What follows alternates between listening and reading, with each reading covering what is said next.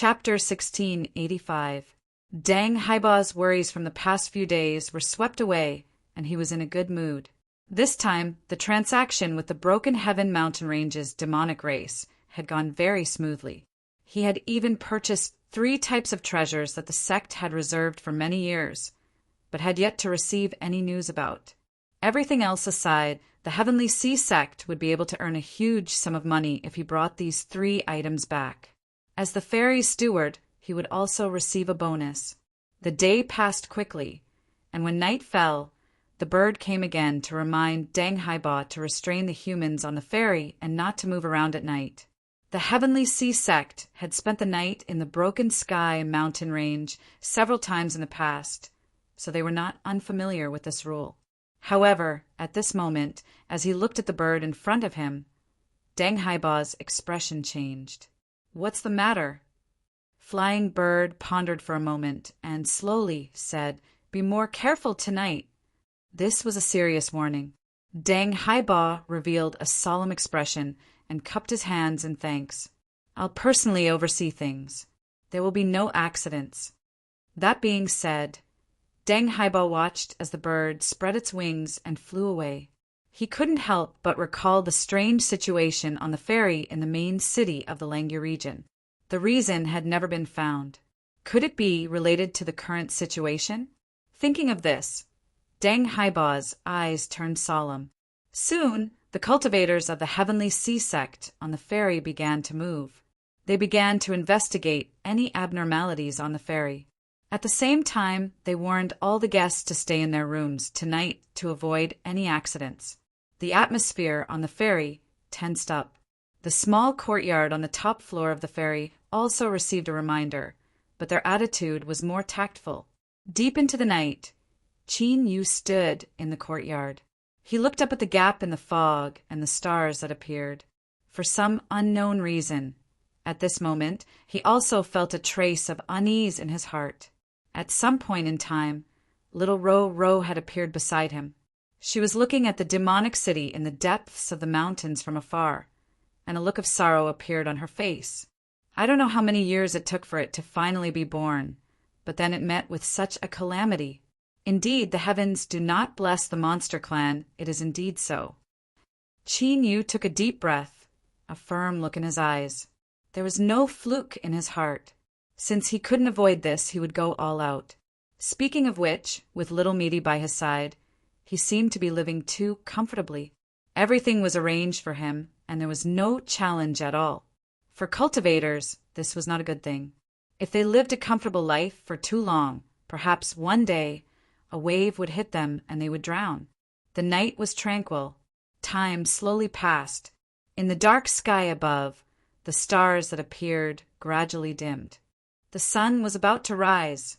At the bow of the ship, Dang Haiba, who had been guarding the ship for an entire night, raised his head and looked at the sky. He relaxed slightly. It seemed that he had been too cautious. When the sky brightened, the ferry would be able to take off and fly out of the Broken Heaven mountain range as fast as it could. At that time, everything would be fine. Finally, the sun rose. Dang Haiba let out a breath and said in a deep voice, "Send a message to the demon race. The journey of the ferry is urgent. We will leave immediately." "Yes, Elder." An assistant turned around and left in a hurry. Dang Haiba waited for a long time, but his deputy still hadn't returned. Dang Haiba frowned, but before he could send someone to urge him, a pained cry suddenly rang out from the distant demon city. The dense demonic chi in the air instantly boiled and gathered above the demon city, forming the silhouette of a giant demonic beast. It raised its head to the sky and roared, its voice filled with anger and unwillingness. Bang! With a loud explosion, the giant demonic beast silhouette exploded. Demonic chi flooded the skies like a raging tide, sweeping out in all directions. Roar, roar, roar after roar echoed out from the demon city, filled with pain and brutality. The ferry violently shook. The mountain-bearing crab roared out, its aura restless and restless. Dang Haiba's heart skipped a beat. As he looked at the scene in front of him, a great sense of unease grew in his heart. Something had happened. Something had to have happened. The only thing that made Deng Haiba feel a bit more at ease was that the people on the ferry were behaving themselves. This matter definitely had nothing to do with them. But this thought only lasted for a breath of time before it was completely shattered.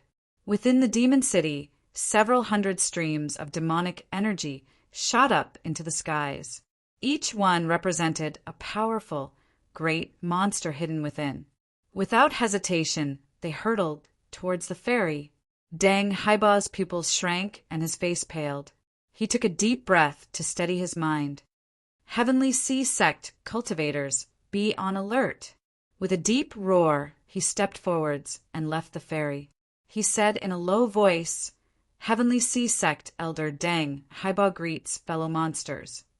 Although there seemed to be some distance between the demon city and the pier, great monsters could reach it in several breaths of time if they flew at full speed.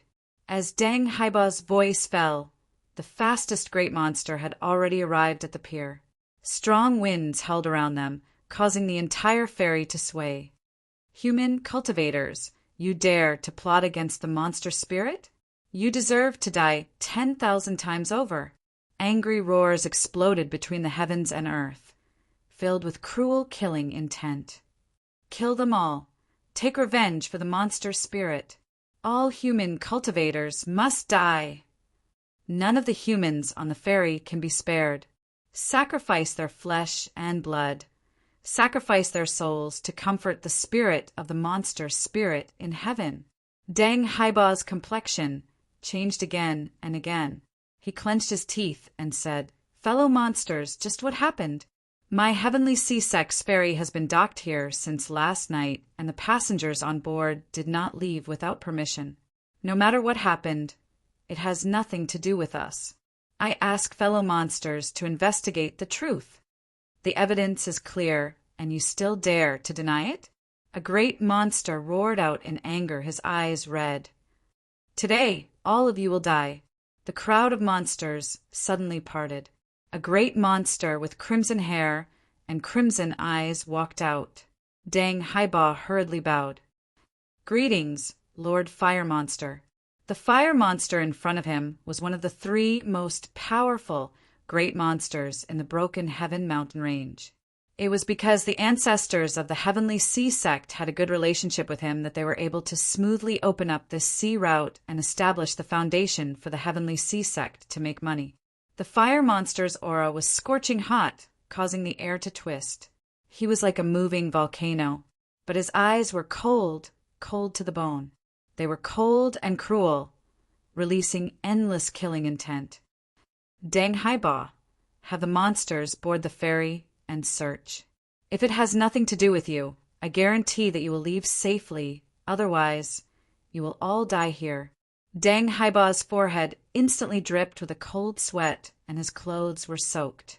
He opened his mouth, but didn't dare to say a single no. He didn't dare to wipe the sweat off his face. He respectfully said, Yes, everything will be as Lord Fire Monster says. The fire monster was expressionless. He coldly waved his hand. Whoosh, whoosh. Over a dozen monsters rushed out and landed on the ferry. Cries of alarm rose up one after another. The monsters searched quickly, as if they had something to rely on. Halfway through the search, a loud explosion erupted from the ferry. A monster was sent flying away. The cabin on the ferry was forcefully smashed apart by the explosive strength. 2 passengers on the ferry paled as they rushed into the air, their speed faster than lightning. And at this time, their bodies were covered in a layer of intangible flames. Seeing this, Deng Haiba felt as if he had fallen into an icy lake. The fire monster's eyes were icy cold. As his gaze fell on the 2 fleeing people, there was a series of pitiful screams. The flames instantly turned solid, burning the 2 to ashes. Deng Haiba's heart trembled. He loudly said, Lord Fire Monster, please listen to this junior's explanation. There must be another reason for this matter that has nothing to do with us. The fire monster was expressionless, his eyes icy cold. Deng Haiba took a deep breath. Run. Everyone scatter and run. But in truth he was well aware that in the broken heaven mountain range, and with the fire monster personally arriving, no one would be able to escape. The fairy immediately fell into chaos. Hearing Dang Haiba's roar, countless figures rushed out, soaring towards the gap in the fog above their heads. It was clear that only by escaping the fog region would they have a slim chance of survival. Otherwise, if they were lost within, they would be killed by the monsters sooner or later. But the ones to die the fastest were these people. The gap in the fog above their heads was like a giant mouth that instantly closed, swallowing all the cultivators that rushed out. Miserable screams spread out before quickly calming down. One could see that the fog above their heads now had a faint blood-red color. As it tumbled about, it seemed as if it were chewing on something. If one listened carefully, one could even hear the faint sound of swallowing. The cultivators that remained on the ferry all paled. As they rose into the air, they saw the blood-red fog above their heads. Their faces turned ashen with fear. Who? A monstrous wind blew past. Monster energy condensed and compressed, revealing a light blue color. It was like thin blades that instantly cut across the top of the ferry. Everyone with faces filled with fear was directly torn apart. Chunks of flesh and blood rained down, smashing into the ferry before being bounced back by the isolation array formation. More blood splashed out. Screams rang out again and again. Within the monstrous wind, the figure of another great monster appeared. It was blurry to the extreme, as if this monstrous wind was his true body. Fire monster, I already warned you that humans cannot be trusted. Today, the monster spirit was harmed, and you have to bear most of the responsibility. I have already sent a message to the monster pond, and they will punish you. The fire monster's complexion was ugly. He coldly said, I will naturally take responsibility for my mistakes. But before that, I must first take revenge for the monster spirit. He lifted a hand and pressed forward. A sea of flames instantly descended, wrapping around the heavenly sea-sex ferry and burning it. The ferry's array formation was completely activated. Countless rays of light shined out, isolating the flames from the outside world. Even so, the temperature on the ferry continued to rise. Looking at the tumbling flames outside, everyone revealed looks of despair. Their originally pale faces lost all color. Dang Haiba had a miserable expression. The heavenly sea-sex ferry was finished. Roar. Pained roars sounded out from beneath the ferry. The mountain crab was being burned by the flames. As a watertight monster beast, it was in incomparable pain. Suddenly, a shrill howl emitted from its mouth. With a loud rumbling sound, the ground beneath everyone's feet began to crack and collapse. At this time, the mountain crab of the heavenly sea sect had chosen to rebel. That's right, you are a monster. Now that the monster spirit has been cruelly murdered, you should be angry with us and tear apart all humans. A blurry shadow of a great monster appeared above the mountain crab's head, speaking words that tempted the mind. She was the one who had instigated the mountain crab to rebel, and this enchanting shadow was one of the three most mysterious great monsters of the Broken Heaven mountain range, the succubus monster. The ferry began to disintegrate. The array formation engraved on its surface began to fall apart, allowing the sea of flames to invade. In the blink of an eye, over a dozen cultivators on the ferry were engulfed by the flames because they couldn't dodge in time, instantly burned to ashes. Deng Haiba took a deep breath. With a shout, he lifted his hands. With a loud rumble, the roar of waves sounded out above his head. The phantom of a river appeared. The heavenly sea sect cultivated the water Tao technique. Unfortunately, he had not yet stepped past the peak of the three realms, the threshold of the diviner realm. Otherwise, he would have summoned a sea, and perhaps he would have been able to resolve today's situation. Roar! With a roar, a flood dragon formed from river water flew out from the phantom of the river, rushing into the boundless sea of flames. Then there was a second, a third, countless flood dragons rushed forwards, desperately blocking the gaps in the ferry's defenses. Although Dang Haiba knew that doing this was meaningless, as the steward of the ferry, his mission was to protect the passengers on the ferry. Today, there might be someone who could survive, but it definitely wouldn't be him. Otherwise, the heavenly sea sect's reputation would be thoroughly destroyed. The fire monster's eyes were ice cold. It angrily coughed, and the sea of flames became even stronger. The wind monster and the succubus monster controlling the mountain crab were watching from the sidelines. The fire monster had chosen to personally kill the humans on the ferry in order to atone for his sins. Moreover, to destroy the heavenly sea sect's ferry, the fire monster alone was more than enough. In the small courtyard, a giant crack appeared. Qin Yu looked through it and saw a ferryboat passenger wailing in pain as he died. He looked up at the fire monster outside the ferry. This person was strong. Deng Haiba of the Heavenly Sea Sect wouldn't be able to resist for too long. He took a deep breath and said, "I'm going." Little Meaty warned, "Be careful of the fog." Qin Yu nodded and took a step forward. His figure passed through the crack and instantly flew out of the ferry. An invisible force spread out, pushing away the flames. The fire monster's eyes fell on Qin Yu and looked down at him. "Little thing in the early sovereign realm, you're courting death." "Who?" The flames around Qin Yu began to boil, forming a vortex that spun endlessly. As it spun, it was like a giant furnace. The temperature kept rising, wanting to burn him to ashes. Qin Yu took a deep breath, closed his eyes, and opened them again. Hum! Hum! Between heaven and earth, countless laws trembled. Feeling Qin Yu's will, they prostrated at his feet. The entire space around the dock changed. His small world had descended. The flame vortex around Qin Yu's body instantly froze, then extinguished and dissipated. Most of the sea of flames around the ferry also dissipated. The pressure on Deng Haiba was greatly reduced. His expression changed, and his eyes fell on Qin Yu. His despair was replaced by joy. "That's right. How could I forget about Miss Nyo on the top floor of the ferry? The person in front of me is Miss Nyo's guard." The fire monster's crimson eyes trembled. "Emperor Realm, no, you're not yet." If it were a true Emperor Realm cultivator, they could instantly suppress him with a mere thought. This was the difference between realms.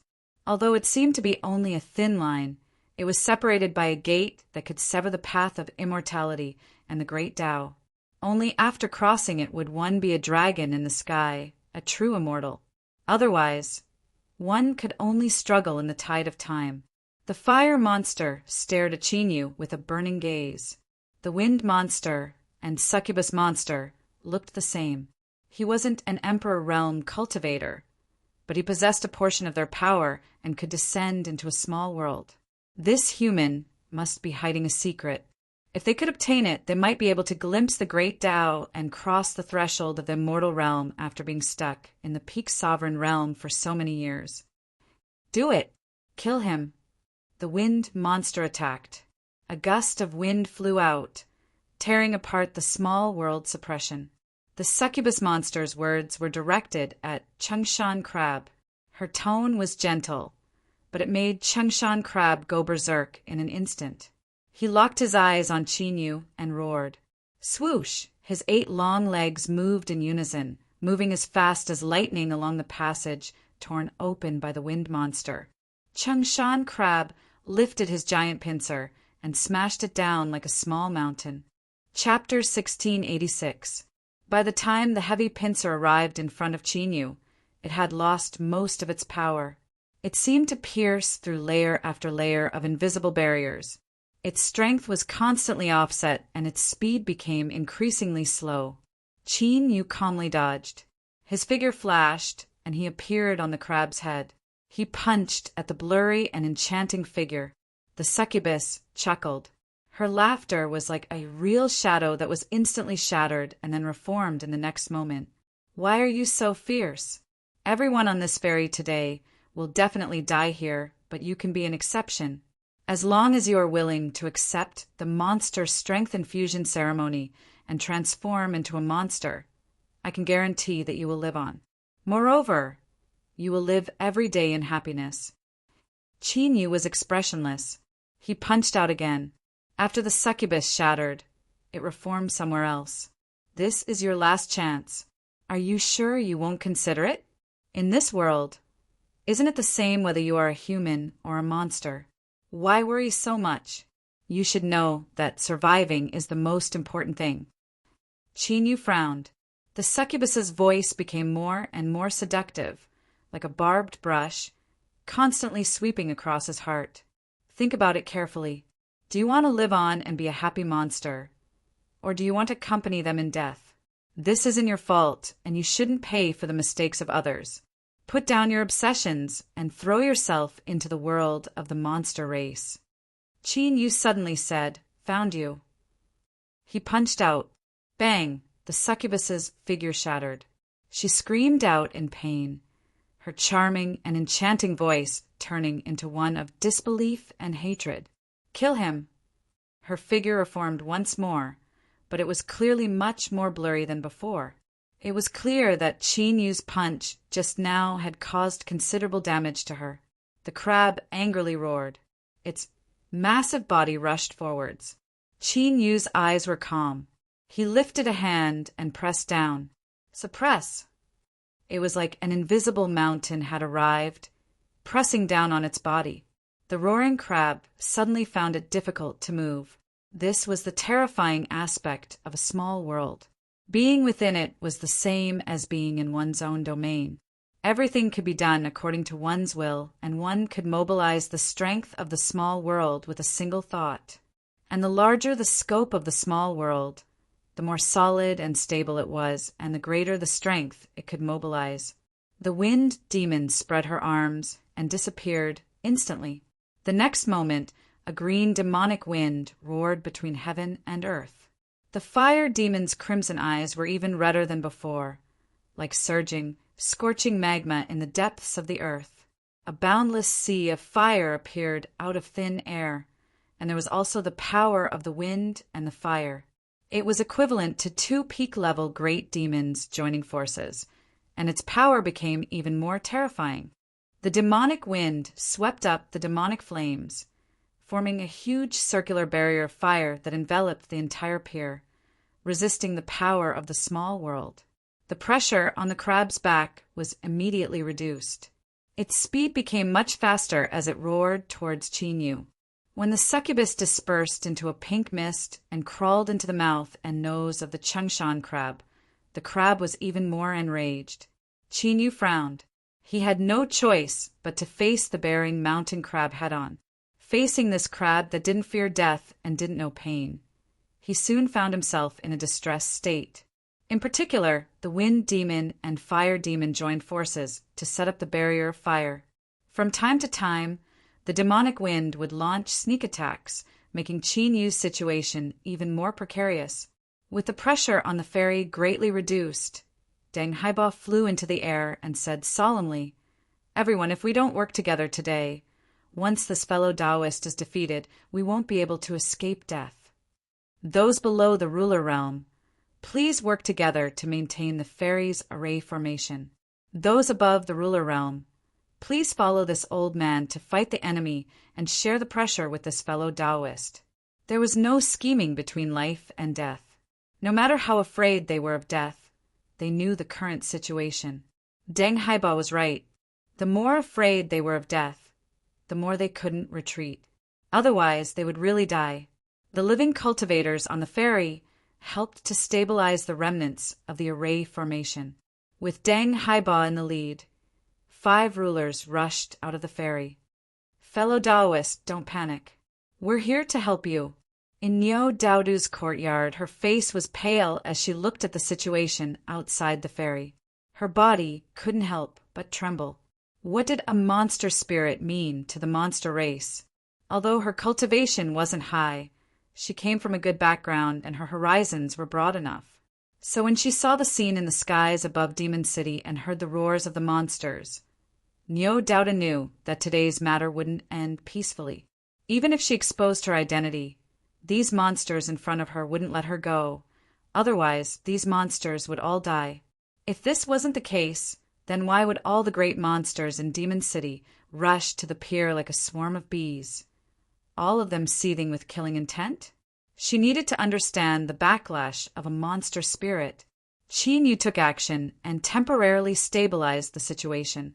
But the fear in Niu Daoda's heart didn't diminish in the slightest. She looked up at the fog above her head, and she couldn't help but feel fear.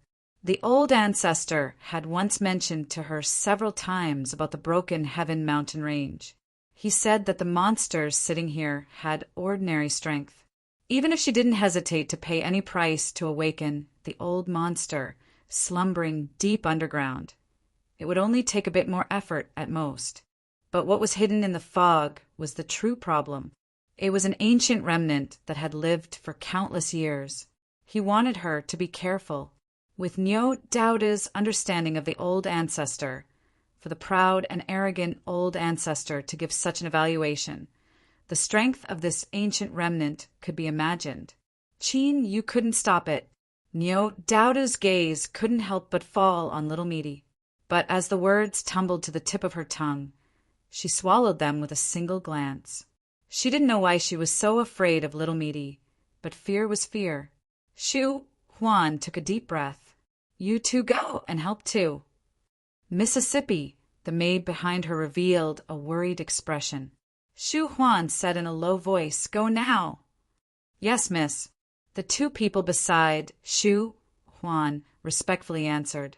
Their figures flashed, and they flew off the ferry. In truth, when Deng Haiba spoke, they had already one attacked. But their mission was to protect the miss's safety. Without receiving orders, they couldn't make any decisions on their own. At this time, the youth Yuanhu suddenly ran in from outside. His cultivation was low, so he couldn't help much in maintaining the array formation. Now he was following two array masters skilled in array formations to try and repair the array formation and run some errands. Miss, the stall owner's family has arrived. Behind him was the young couple that fried rice cakes and their swaddled baby. As they entered the courtyard, the two of them fell to their knees. Miss, in today's situation, we husband and wife don't dare to ask for more. We only hope that you can help us. If possible, please save this child's life. The young wife's tears fell like rain. He is only 4 months old. He hasn't been able to truly see the world yet. I beg you, miss. Niu Daodu revealed a look of unwillingness. She knew that she was a clay bodhisattva crossing a river, but she still said, Don't worry, I will do my best to help you. But these words weren't convincing at all. The wife held the swaddled baby in her arms and kissed him again and again. Then she placed him on the ground with great reluctance and kowtowed. We don't dare to ask for more. Miss has saved our lives, so we only ask that you be merciful and find a way for this child to live. Thank you, miss. The husband and wife kowtowed again and again. Then they stood up and left. The wife kept looking back and was forcefully pulled away by her husband. As if sensing that his parents were leaving, the swaddled baby began to cry loudly. Niu Daodu couldn't sit still. She took several steps forward and was about to take the baby into her arms. She thought that this little fellow was too pitiful. At such a young age, he had already lost his parents. But before she could do anything and take the little fellow into her arms, little Meaty suddenly reached out and the baby fell into her hands. She lightly said, I think this child has some fate with me. Give him to me for the time being. Niu Daodu glanced at little Meaty's indifferent expression. Do you know how to hold a child? Don't scare this little fellow again. But surprisingly, after falling into little Meaty's arms, the crying baby soon stopped crying. Niu Daodu couldn't help but widen her eyes. She didn't know what else to say. Shu Huan glanced at little Meaty, who was holding the baby. He walked over to Niu Daodu's side and grabbed her hand. Don't worry too much. Although the monster races of the Broken Heaven mountain range are strong, the current world belongs to us humans. The people on the ferry have already tried to send out a message. Perhaps reinforcements will soon arrive to rescue us. Nyodaudu nodded, a forced smile on her face. This was because when the accident occurred, she had already tried to call for help. But after the token she sent out entered the fog, it was quickly lost. Who knew whether or not it was still useful? The chances weren't too high, but for better or worse, it was still a possibility. It was better than despair in her heart. On the main battlefield on the pier, 3 great monsters joined forces. In addition to the traitorous mountain crab, they crazily attacked Chinyu, Deng Haiba, and the others. In the other monster cities, the monsters that flew to the pier didn't continue to watch. Instead, they began to wildly attack the ferry. With the existence of the monster spirit backlash curse, none of the monster races dared to think that they could rely on luck. They had to kill everyone on the ferry. Only then could they dispel the curse that had fused with the monster energy. Rumble, rumble. Fierce rumbling sounds rang out from all sides of the ferry. Even the perfectly intact ferry couldn't withstand the attacks of so many monster races. Moreover, after the traitorous mountain crab, the ferry had nearly disintegrated and the ray formation had been severely damaged. Its might was now less than 30% of its peak state. The main reason the ferry could persist until now and not be broken through by the monster race was because Chinyu and the others had managed to pin down the strongest strength of the monster race. Then the cultivators on the ferry who were still alive were desperately risking their lives under the threat of death. They didn't know whether or not there would be a chance to turn things around today. If they didn't go all out, they would die. If they did, then perhaps there was a chance. Was there even a need to think about this? In the skies above the Broken Heaven mountain range, the fog that covered the entire mountain region for thousands of miles had become increasingly thick.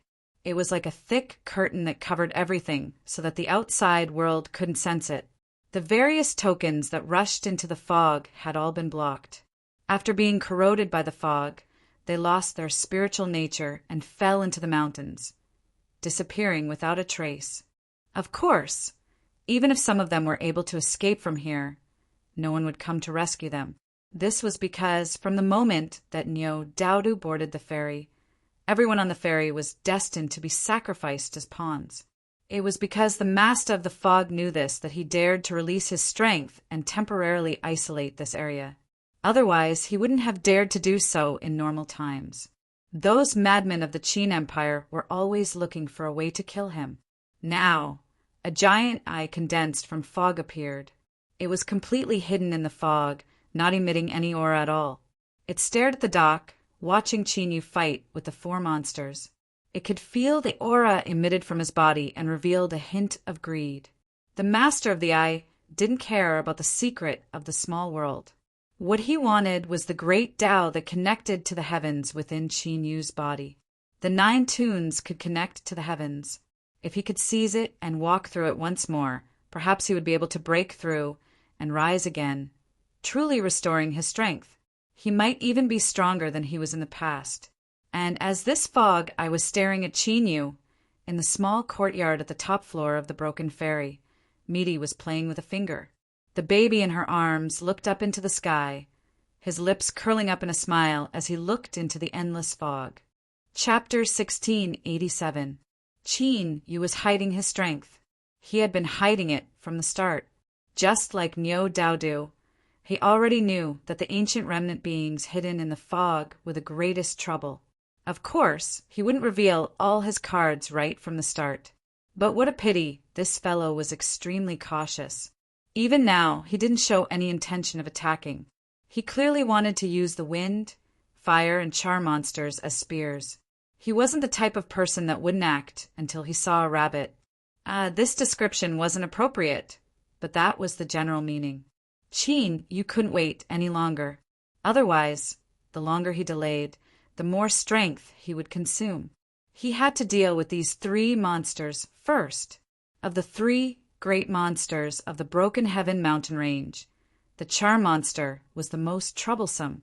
The bearing mountain crab she controlled was the most troublesome to deal with. Qin Yu's voice suddenly sounded out in Deng Haiba's mind, asking about the bearing mountain crab. To be able to cultivate to the peak of the ruler boundary, Deng Haiba's wisdom and shrewdness weren't lacking. His eyes brightened, but there was no longer any emotion. As for Qin Yu's question, he gave an affirmative reply. As long as he eliminated the control of the charm monster, he was confident he could control the bearing mountain crab once more. After all, this was a monster beast that the Skysi sect had raised for over 1,000 years. For it to carry a fairy on such a long journey, there were naturally precautions in place. After obtaining an answer, Qin Yu made his decision. He began to wait for an opportunity. Bang! With a loud explosion, the bearing mountain crab's giant pincer smashed into the ground. The earth shattered and dust rose up, covering the skies. Qin Yu's figure was submerged within. In the next moment, the dust was torn apart and a black shadow howled out, punching at the bearing mountain crab's head. The bearing mountain crab's defenses were astonishing. Its weakest point was its head. The charm monster was already prepared for this. Her other pincer blocked in front of her. Qin Yu's fist smashed down. A wild strength surged out, more than double what it was before. At the same time, the imprisoning strength of the small world also increased, causing the bearing mountain crab's body to slow down. It was knocked to the ground by this punch. Bang! A powerful suppressive strength descended on the bearing mountain crab, making it unable to move. Qin Yu swooped down and locked onto its head. At this time, the crab's red eyes revealed a trace of mockery, mixed with a bit of pride, as if it were saying that it had been waiting for this moment. It suddenly opened its mouth, and countless folded fangs spread out densely and swallowed forward. But just as these fangs were about to pierce through Qin Yu's body, the bearing mountain crab emitted a pained howl. Its body twitched as it lost control of itself. It could only watch helplessly as Qin Yu's fist broke its fangs and landed on its chest. He lifted a hand and smashed apart the surface of its skull, revealing the layer of carapace that covered it. Then his entire arm drilled into it and his 5 fingers pulled back. The mountain-bearing crab's massive body crashed to the ground. A mass of distorted blood-red light was grasped by Qin Yu, but no matter how much it struggled, it couldn't escape. The succubus's distorted figure appeared in the blood light. Realizing that she could not escape, she screamed and changed her strategy. Since he couldn't escape, he might as well not run. Since he dared to grab her with his bare hands, he probably didn't know how terrifying she, Lord Succubus, was. Blood-red light spread out, covering Qin Yu's palm as if he were wearing a crimson glove. Then it wildly drilled into his flesh. In the blink of an eye, all of the crimson light submerged into Qin Yu's body. He had a calm expression. It was clear he had already expected this. The succubus that drilled into Qin Yu's body was filled with ecstasy. Things were going much smoother than she had imagined. Once she entered his soul space and controlled this human's soul, all of his secrets would be hers. Or she could directly swallow his soul and take over his body. That would be much more straightforward and direct. Turning into a man wasn't difficult for the succubus to accept. This was because she didn't have a fixed gender to begin with. Whether she was a man or a woman was up to her. Close. The soul space was right in front of her. The succubus had already prepared herself to break into Qin Yu's soul space after expending some effort. After all, for a human with a cultivation at this level, the defenses of their soul space weren't weak. Even if she was born with extraordinary talent and had special abilities, she still couldn't break into it overnight. But in the next moment, the succubus was stunned. This was because the intensity of the collision with the soul space was nearly non-existent. It was like an unlocked door had been gently pushed open, allowing her to break into Qin Yu's soul space without any hindrance. Ah! A pitiful scream rang out. The blood energy that the succubus had transformed into began to evaporate in large swathes, burned into the air. This was because within Qin Yu's soul space, the sun and moon rose in the east and set in the west. As for the power of the sun and moon, they were vast and boundless. In the world, they were the nemesis of all evil spirits. In several breaths of time, the succubus was completely vaporized, turned to ash. After killing the succubus, everything else would be much simpler. Deng Hai Ba! Qin Yu shouted out loud.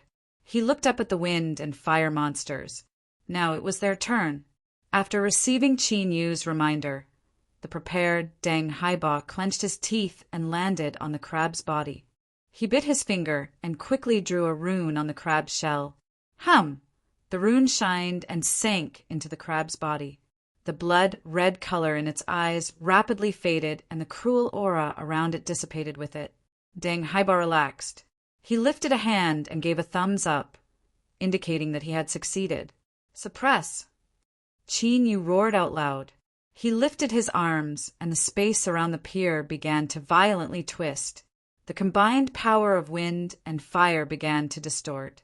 The complexions of the wind and fire monsters changed. The succubus aura had already vanished, and there was only a small amount of danger left. Yet, Qin Yu had suddenly attacked. This human boy was playing tricks. Was he deliberately pretending to be weak before? Thinking of this, the two great monsters were enraged. They turned around and fled without hesitation. Bang! With a loud explosion, the fire barrier shattered. The wind and fire monsters cried out miserably, their eyes filled with fear. My lord, save! Before they could finish speaking, they were suppressed by the strength of the small world. Without hesitation, he lifted his hands and punched out, killing the two great monsters where they stood. In the blink of an eye, the situation had reversed. On the ferry, the human cultivators that were desperately defending all stared with wide eyes. Then they burst out in cheers. The monsters that were crazily attacking the ferry began to draw back as they saw the situation turn bad. But they didn't dare to turn around and flee. All of them hesitated. Elder Deng, what is the condition of the crab? Deng Hai Ba took a deep breath. It's not too good, but it can still be controlled. Have it carry the ferry. We will leave the Broken Heaven mountain range. As he finished speaking, Qin Yu stepped forwards. His figure appeared in midair, and he faced the many monsters. Everything I did today was to protect myself. I have no intention of fighting to the death with you monsters. Get out of the way and let today's matters end here. Otherwise, don't blame me for being ruthless and carving out a path of blood. The crowd of monsters fell silent. But this silence didn't last for too long. A loud roar echoed out. We cannot let them go, otherwise we will all die. The monster spirit has died and the curse has arrived. If we want to live, we must kill all the humans here. Fight them to the death. With Lord Dense Mist watching from the skies, there is no way they can escape. Qin Yu's complexion was ugly. He turned and glanced at Deng Hai Ba. Let's go. If the monster race dares to stop us, we will kill them all. Shua! His figure flickered and he returned to the ferry. Under Deng Hai Ba's control, the crab struggled to stand up. It carried the ferry and began to slide its long legs into the air. Kill them all. The monsters swarmed over, attacking the ferry with all their might. Demonic energy surged through the world. As for the crab, it was the monster race's main target. As long as it was killed, the ferry would not be able to take to the skies, and these humans would die in the mountains. Deng Hai Ba took a deep breath. He swept his eyes over the surrounding rulers. Everyone, we must ensure the safety of the crab. Please follow me and leave the ferry to fight against the monster race. This time, the few of them looked hesitant. After escaping from their initial inevitable death, their selfishness began to rise. Although the three strongest great monsters of the Broken Heavens mountain range had been killed, that didn't mean that the monsters outside were easy to deal with. Moreover, there were far too many monsters. If they fought with all their might, even a ruler would be in danger if they weren't careful. Shu Huan flew over and said, "You too follow Elder Deng and attack." Her eyes swept over the other rulers. Seniors, I am the daughter of the Long Mountain region's Shu family. If you can help us today, the Shu family will owe you a favor." After a brief hesitation, the rulers nodded. Although the Long Mountain region's Shu family was much weaker than it was in the past, it was still a great family that could shake a region, and its strength was tyrannical. Shu Huan had already revealed her identity. If they continued to retreat and fear battle, once something happened to Shu Huan, they would have to bear the responsibility of the Shu family. It was better to grit their teeth and fight. If they were a bit more careful and everyone joined forces, there might not be an accident. And once everyone successfully escaped from the Broken Heavens mountain range, the cultivators on the ferry would owe them a favor. This would be greatly beneficial to their future cultivation or their travels through the Middle Desolate. Deng Haiba cupped his hands together. "Miss Shu is wise and righteous. I admire you." Shwa, shwa. Several people flew out from the ferry to resist the monster race's attacks. Even so, the crab's body was far too large, and it couldn't avoid all the attacks. The great beast that carried the ferry roared in pain again and again. This caused the already broken ferry to constantly shake. On the ferry, everyone held their breaths. They feared that the crab would be killed and they would fall into the monster race's territory. At that time, it would be difficult for them to escape death. Qin Yu returned to his courtyard. He waved his hand to stop everyone from speaking. He found an intact room and entered it. Then there was no more movement. As this scene fell into Shu Huan's eyes, she revealed a worried look. She whispered, "Will this senior be all right?" Niu Daodu shook her head. "I don't know." Qin Yu's sudden attack seemed easy to suppress and kill 3 monsters, but it was clear this wasn't the case. Otherwise, he wouldn't have returned to the ferry and impatiently gone into seclusion. Moreover, there was a hidden fear in Niu Daoda's heart.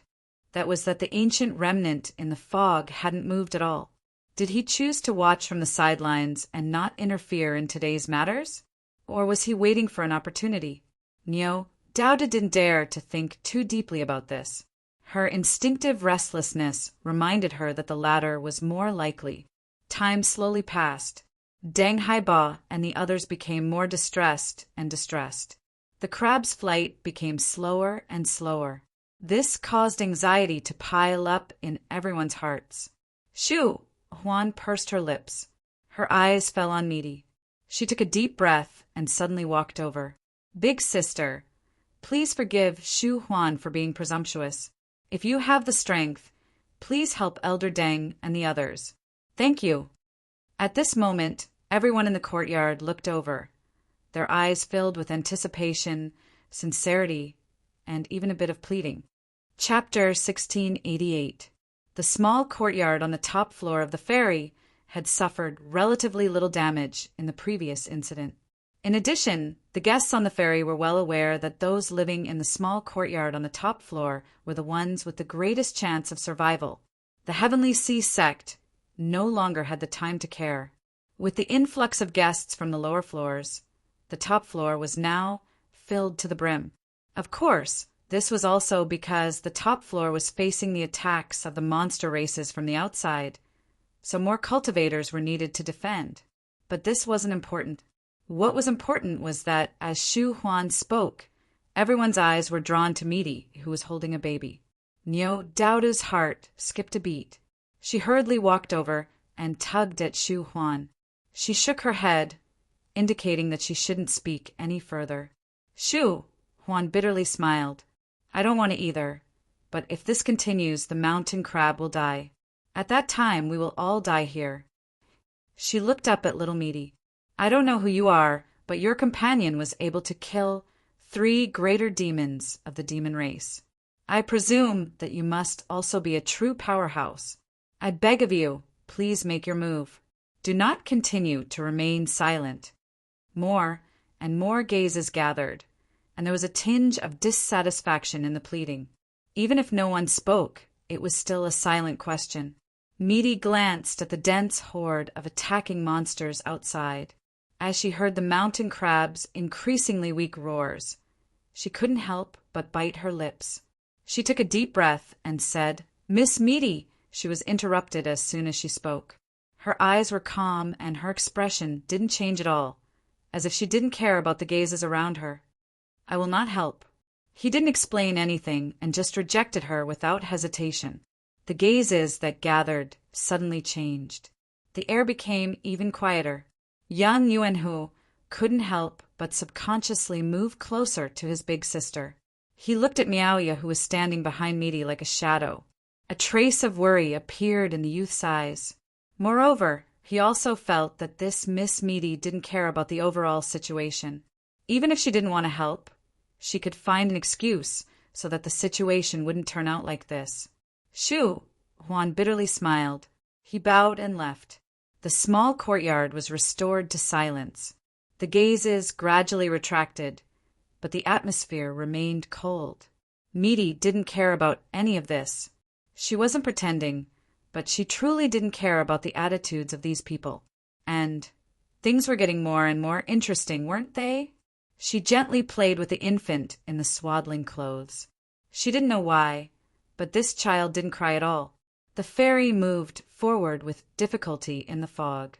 Deng Haiba gritted his teeth and spoke to the people around him before his figure flashed and appeared beside Chengshan Crab. Originally, back at the monster race pier, because of the charm monster's control, the mountain-bearing crab had been heavily injured. It was already difficult for them to carry the fairy into the sky. Furthermore, they were attacked by the fiend race at all costs. Its aura was extremely weak, and its eyes were extremely dim. Countless wounds had appeared on the sturdy defensive shell of its body. The mountain-bearing crab couldn't hold on any longer. Even if it could escape from the broken sky mountain range, it would definitely die. Taking a deep breath, Deng Haiba flipped his hand and took out a crystal-like object.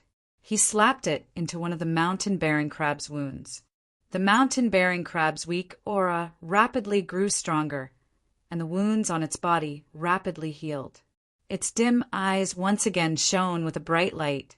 With a roar, one of its long legs slammed down, tearing apart the bodies of several demons and skewering them together. The fairy stabilized and began to accelerate. After a brief moment of shock, the cultivators on the ferry burst out in cheers. Deng Haiba's expression was solemn. Only he knew that this was a step that the Heavenly Sea Sect could only take in a desperate situation. Once the crystal fused with the mountain-bearing crab, no matter how severe its injuries were, it would be able to recover to its peak state in a short period of time. But there was a price to pay. When the monster core burned away, the mountain-bearing crab would die. In other words, if the fairy couldn't fly out of the broken sky mountain range before then the vast majority of the people on the ferry would die here. But Deng Haiba didn't say these words out loud. Maintaining an optimistic attitude was always better than constantly worrying and fearing. The monster race roared again and attacked the ferry with all their might. There was no way they could watch on helplessly as the humans on the ferry escaped. The curse of the monster spirit was like a blade hanging over their heads, driving all the monster race mad. Monster corpses fell to the ground, dripping with blood, and the humans on the ferry didn't come without a price. The array formation was already broken to begin with, and after enduring the frenzied attacks of the monster race, it had long since shattered and could no longer protect them. Close combat had begun. The monster race and human cultivators crazily slaughtered each other on the ferry. If not for the Heavenly Sea Sect's ferry, which was the foundation of the mountain-bearing crab, it would have long been destroyed. But even so, layer after layer was shaved away. It was as if a hurricane had passed through, and all the buildings were destroyed as easily as rotten twigs. Nyo Daudo's small courtyard was no exception. Fortunately, the Shu family still had several personal guards below the ruler realm. They worked together to barely protect the area that everyone was in, but it was still in ruins. Humans and monster race clashed, and lives were lost every second. Even though everyone was of different races, the blood that flowed was all red. The smell of blood was pungent. Everyone was waiting to see who had the most patience. The everyone here included the ancient remnant that had condensed an eye in the fog to observe Chinyu, Little Meaty, Chinyu, and some other people on the ferry. It was just a matter of who would be the first to lose their patience. If the scene had been different, the first to lose control would not have been the ancient remnant in the fog. He had lived for many, many years, so long that he couldn't even remember how long he had lived. In fact, when the Broken Sky mountain range had just become the monster race's territory, he had already lived here for many years. In terms of patience, as long as the conditions allowed it, he would not fear the end of time. But unfortunately, the mountain-bearing crab of the Heavenly Sea sect had erupted with the last of its strength. Moreover, it was a mutated monster beast with an ancient bloodline. Even though the ancient bloodline was very small, it could still resist the majority of the fog's confusing effects. Thus, the reason why the monster race was attacking the ferry in such a frenzy was because the mountain-bearing crab was about to fly out of the Broken Sky mountain range, and the ancient remnant in the fog definitely did not dare to take a single step out. Otherwise, he would not be able to continue hiding. Once he was locked onto by the Qin kingdom, only death awaited him. He had to act now. A ripple finally appeared in the eye in the fog, and the fog above the Broken Heaven mountain range became even thicker. Little Meaty, who had already fallen dozens of meters into the ruined courtyard, suddenly raised her head and looked at the incredibly thick fog above her head. She suddenly stood up and waved at Nyo Daudu. Nyo Daudu didn't know why, but she didn't dare to go against her will, so she got up and walked over. She handed the baby over to Nyo Daudu and said, "If something happens, just throw him out. Don't feel bad about it. Once you throw him out, you will naturally understand." After saying that, she turned her head to look behind her.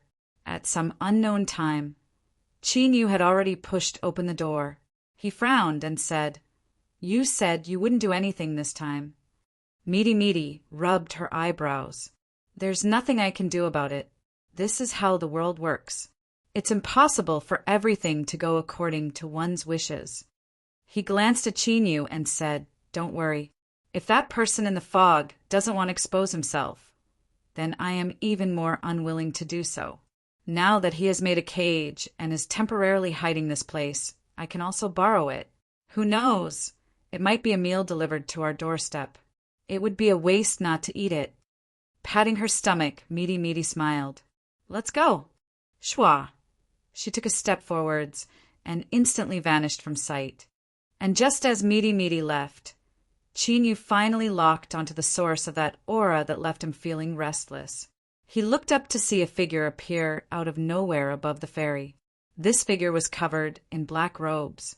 The moment this person arrived, all the monsters within 100 feet of him instantly died. Their bodies were crushed into powder by a terrifying strength, turning into a bloody fog that rained down in all directions. There was a great commotion. Everyone on the ferry soon discovered this black-robed figure that had appeared out of nowhere. As they saw the dead monsters, their first reaction was that this was a human powerhouse that had come to save them. Cheers rose up, but in the next moment they came to a screeching halt. Outside the ferry, a ruler realm cultivator had been wounded by the fearless attacks of the monsters. As he sensed the black-robed figure's aura, he flew over on his own initiative to seek help. This senior... But before he could finish speaking, his eyes widened and he screamed out in pain. In the next moment, it was like he was grabbed by a pair of invisible hands and violently crushed.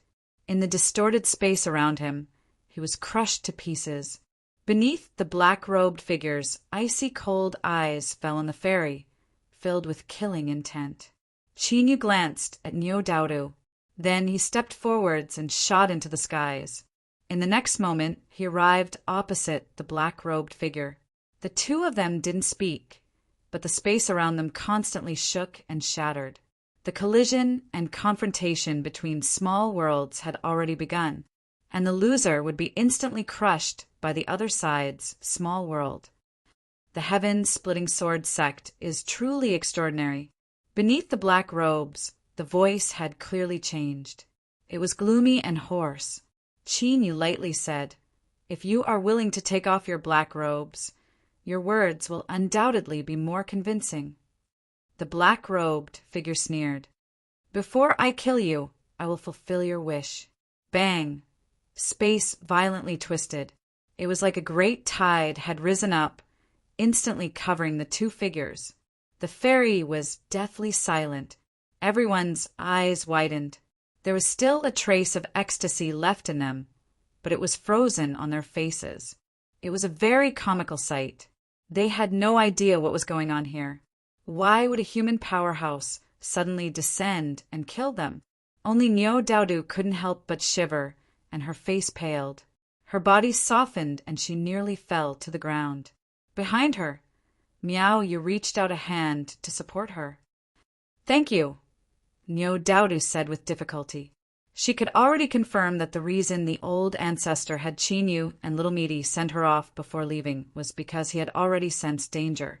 Little Meaty's sudden departure and the black-robed figure that was fighting Chinyu with their small worlds, all of this had been aimed at her. In fact, the reason why the monster spirits in the Skybreak mountain range had been harmed and why all the monster races had gone crazy was also because of her. Little Meaty's body turned even colder. She thought back to when she boarded the ferry and how Little Meaty had snatched away her cup of tea.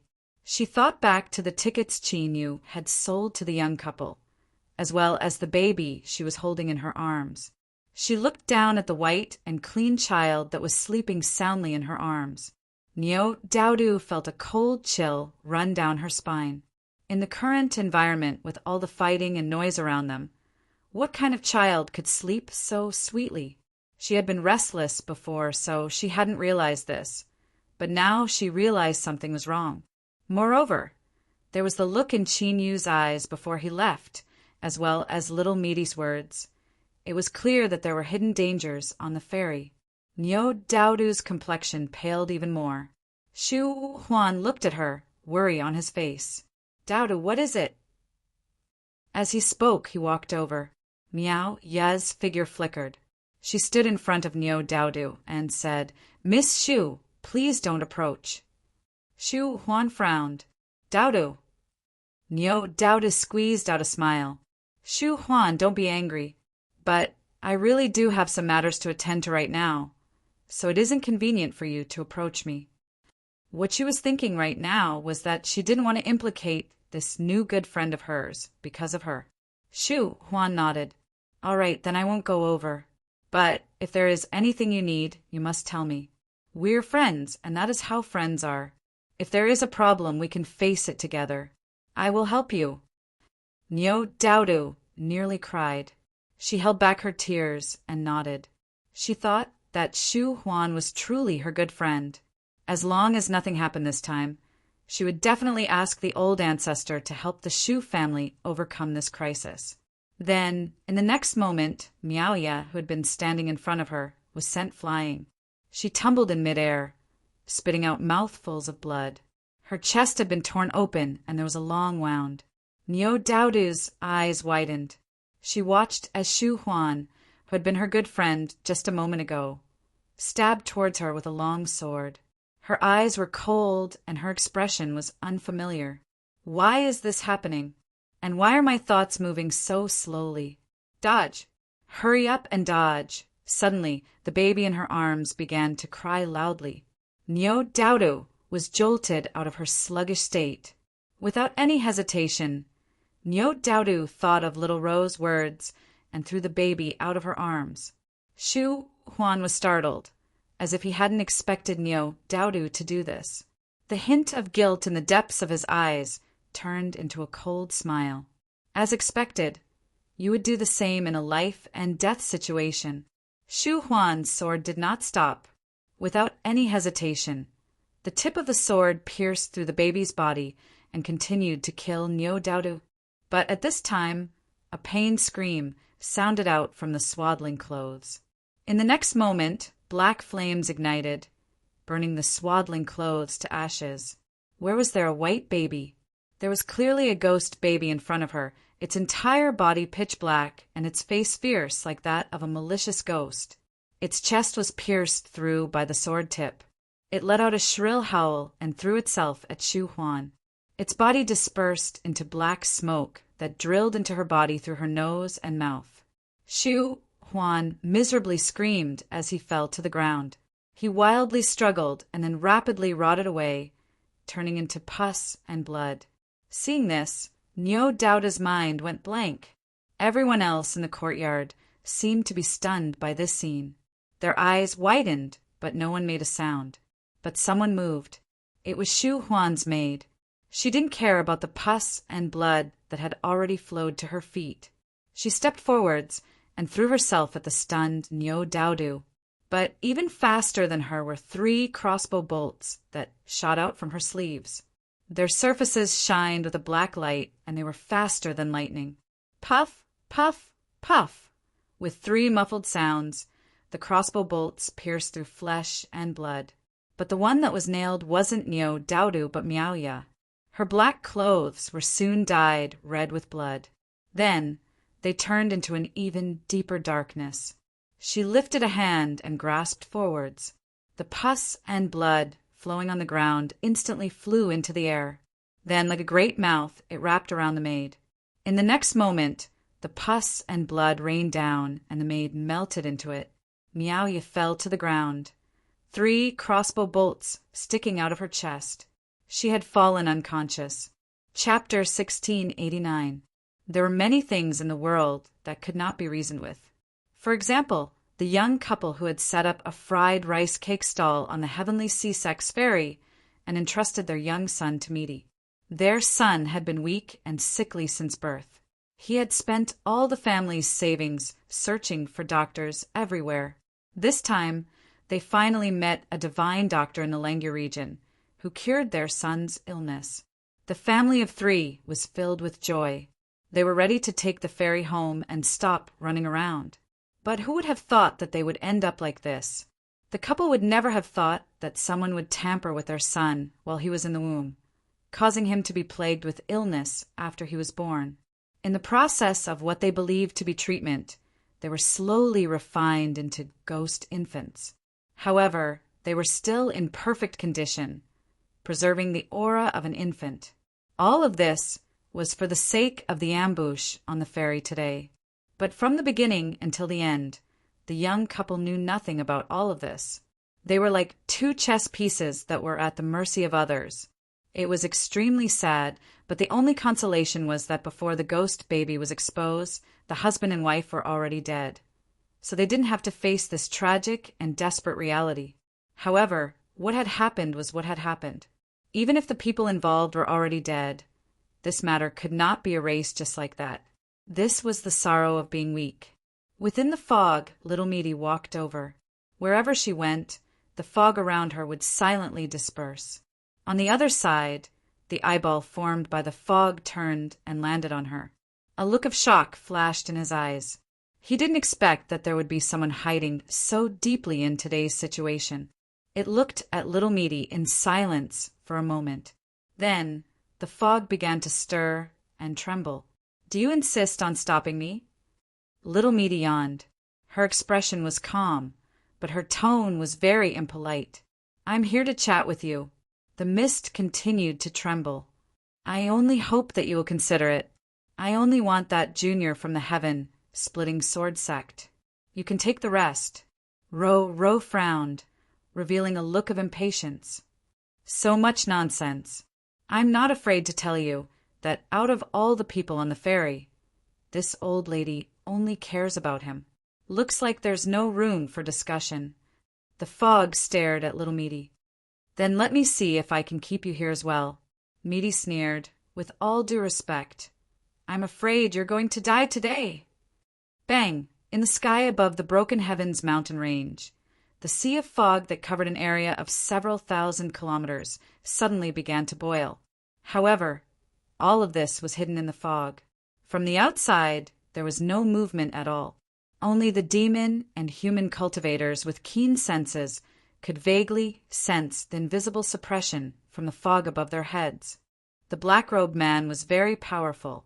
This wasn't referring to a single aspect, but rather to all aspects of a cultivator. They were inconceivably powerful.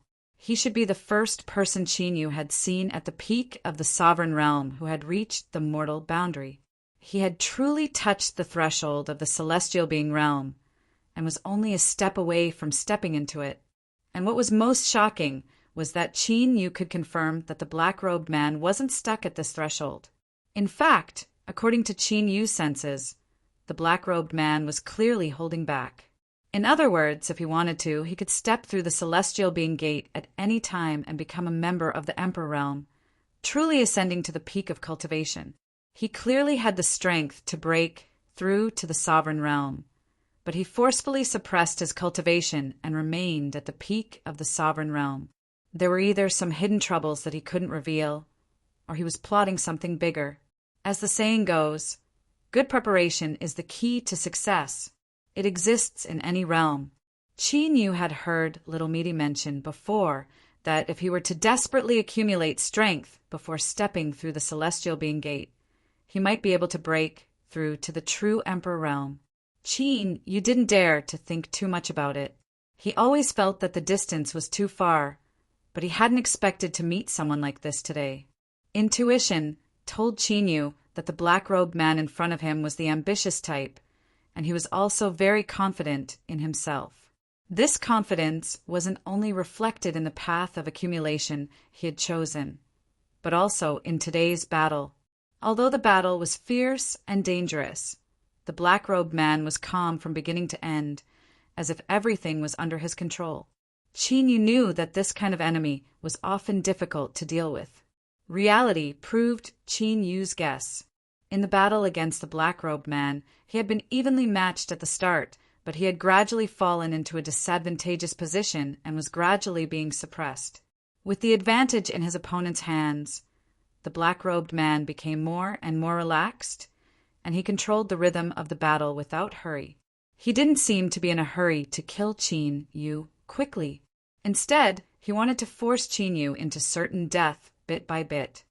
This was a painful and helpless matter. One could clearly sense it, but also be powerless to stop it. This was the greatest way to wear down an opponent's will. Often, one didn't need to wait until the end to find the perfect moment to strike out and kill. But this time was different from before. The black-robed man couldn't help but frown. He had clearly occupied the absolute advantage, but Qin Yu still maintained his own rhythm, not panicking at all. Moreover, for some unknown reason, as the black-robed man looked at the calm Qin Yu who was being suppressed, he felt a rare sense of unease in the depths of his heart. To the black-robed man, this was an extremely rare occurrence. In particular, after he reached the peak of the 3 Deva realms and could step into the Deva realm at any time, it had never happened again. His thoughts raced several times before he suppressed them.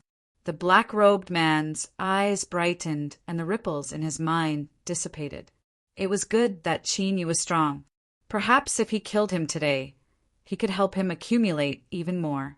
Very. As for using this fellow's head as an important stepping stone, he would be able to catch a glimpse of the scenery of the great Tao. The black-robed man wasn't in a hurry. He maintained a steady rhythm, his eyes calm. Whether Qin Yu had other cards in his hand or was hiding his strength, as long as he didn't act rashly, his opponent wouldn't be able to find any chance. As time passed, he could only slowly be forced into a desperate situation. At that time, he could only be the first to attack and risk his life. Then he would naturally have the advantage. Moreover, the black-robed man felt that Qin Yu might not be able to wait for a chance to go all out with him. This was because when it came to boiling a frog in warm water, the danger lay in silence. One moment he might be safe and sound, but the next moment he might be facing a calamity. The black-robed man was very experienced in this sort of thing. Qin Yu didn't have full confidence he could kill the black-robed man. The only way he could do that was if he was stupid enough to break into his soul space like the succubus. Otherwise, there really wouldn't be a chance. He was far too strong to the point of his teeth and hair. He didn't have any flaws or shortcomings. Before this, Qin Yu had deliberately revealed several flaws. The black-robed man hadn't fallen for them and continued to maintain his own rhythm. Of course, he had also grasped these flaws and used them to suppress Chinyu into an even more disadvantageous situation. If this continued, he would definitely be defeated. Chin, you didn't have any wishful thinking about this, but he wouldn't die. Of this, Chin Yu was very confident. Thus, the black-robed man chose to fight steadily and steadily, forcing him into a desperate situation step by step. Chin Yu was very satisfied with this. First of all, Chin Yu was confident he wouldn't die. Second of all, he wanted to stall for time. Stall until Meaty killed off the ancient remnant in the fog. When she returned, what did it matter if the black-robed man was strong? In the end, he wasn't at the Emperor realm, and as long as the black-robed man was at the ruler realm, then he would be as weak as a chicken or a dog to Meaty. That's right, my Meaty ruler realm was just that sharp and tyrannical and unparalleled. Within the fog, Meaty walked forward. The pair of eyes that had been condensed from the fog had already disappeared. She didn't know where she had hidden herself. Or perhaps she had already been smashed to pieces. Come out? You're already so old. You should at least have some face. Death sounds scary, but in reality, it's just a matter of closing your eyes. Don't worry, I'm very fast. I guarantee that you won't feel any pain. It'll be over in the blink of an eye. Meaty chattered on. If Chinyu was here, he would be able to guess that she was definitely plotting something. Otherwise, with her temper, there was no way she would speak so much. The fog was silent and even thicker than before. It was almost as dark as the night, making it difficult to see one's own fingers. Meaty took a few more steps, and her lips suddenly curled into a smile. You've been tricked. She took a step forward, and the entire sea of fog immediately began to roil violently. An invisible restraining force descended, locking her in place. Every step Meaty had taken before had been a part of this restraining force. A blurry figure appeared in the roiling sea of fog. The ancient remnant's eyes widened in shock, anger, and shock. This is impossible. In his current state, he had nearly completely fused into the fog. He was invisible and intangible, gathering and scattering at will. All of this depended on his thoughts. It was because of this that the Qin Empire had racked their brains for countless years, but still hadn't been able to find where his main body was. Thus, they had tacitly agreed to the existence of the Broken Heaven Mountain Range's monster race dominion. But today he was completely unaware that someone had walked a full circle around the fog. He had fallen into chains. The horror in his heart could be imagined. Meaty smiled. In this world, there are many inconceivable things. You are so young, so how many have you seen? She stepped forwards, her eyes indifferent and lofty, as if she came from above the highest heavens, overlooking the ants on the earth. The ancient era has already been severed. The era that belonged to you has long since ended. Following the will of the heavens and perishing here is your best choice. Your foolish struggle will only wear away at the last bit of destiny you have left. You will sever the future of your race, and there will be no day for you to rise again. The ancient remnant's eyes widened as he heard these words. Shock and horror filled his face. You are... The fear and trembling this time, as well as the momentary lapse in his mind, had completely severed his life force. This was the same as personally sending himself to the gates of hell. The chains that wrapped around the ancient remnant's body instantly sank into his body, completely suppressing him. There was no way for him to fight back. The meaty figure instantly appeared in front of him, a mocking smile on her face. I'm not. Little fellow, you have been tricked. The ancient remnant's eyes widened, but before he could make a sound, a finger pointed at his forehead. The light in his eyes instantly dimmed, and with it, the meaty face opposite him also dimmed. She rubbed her forehead, a look of exhaustion on her face that couldn't be concealed. At the ruler level, there was no way for her to kill this ancient remnant in front of her. Even if the meaty figure had taken the initiative and schemed against this ancient remnant, causing him to tremble in fear and nearly lose his life, but that final finger and the previous shackles still consumed his energy. More importantly, he couldn't replenish it. Looking at the ancient remnant that dissipated into the fog, the meaty figure revealed a helpless look. What a pity! If she could eat him, then not only would she not have suffered loss, but she would have made a massive profit. But this ancient remnant's divine soul had long since withered away. If it were in the past, she definitely wouldn't have feared him. After all, she was a perfect level long-lived species and ate without any qualms. But now wasn't the time. If she ate him and was contaminated by the source of destruction, then the gains wouldn't make up for the losses. She sighed and couldn't help but rub her forehead again. After several breaths of time, her complexion returned to normal. Then she turned and looked down. Her lips twitched. She couldn't help but curse inwardly. That bastard Chinyu was far too cunning, and the boy across from her was also a complete idiot. He had actually been frightened by her and had chosen to take things slow and steady. This wasn't a wrong choice. In fact, it was the safest choice. But the key problem was that the situation wasn't right. Of course, it was also possible that the black-robed man felt that the ancient remnant was too strong and wouldn't lose. If you considered it from this angle, then who are you looking down on? You deserve to die. Schwa, Meaty's figure moved. The sea of fog above his head was like a leaking river as it tumbled downwards. The black-robed man, who was fighting Chinyu and waiting for a chance to kill him in a single strike, suddenly felt his complexion change and his heart violently contract. He looked up and saw the scene of the sea of fog falling down above his head. It was vast and boundless.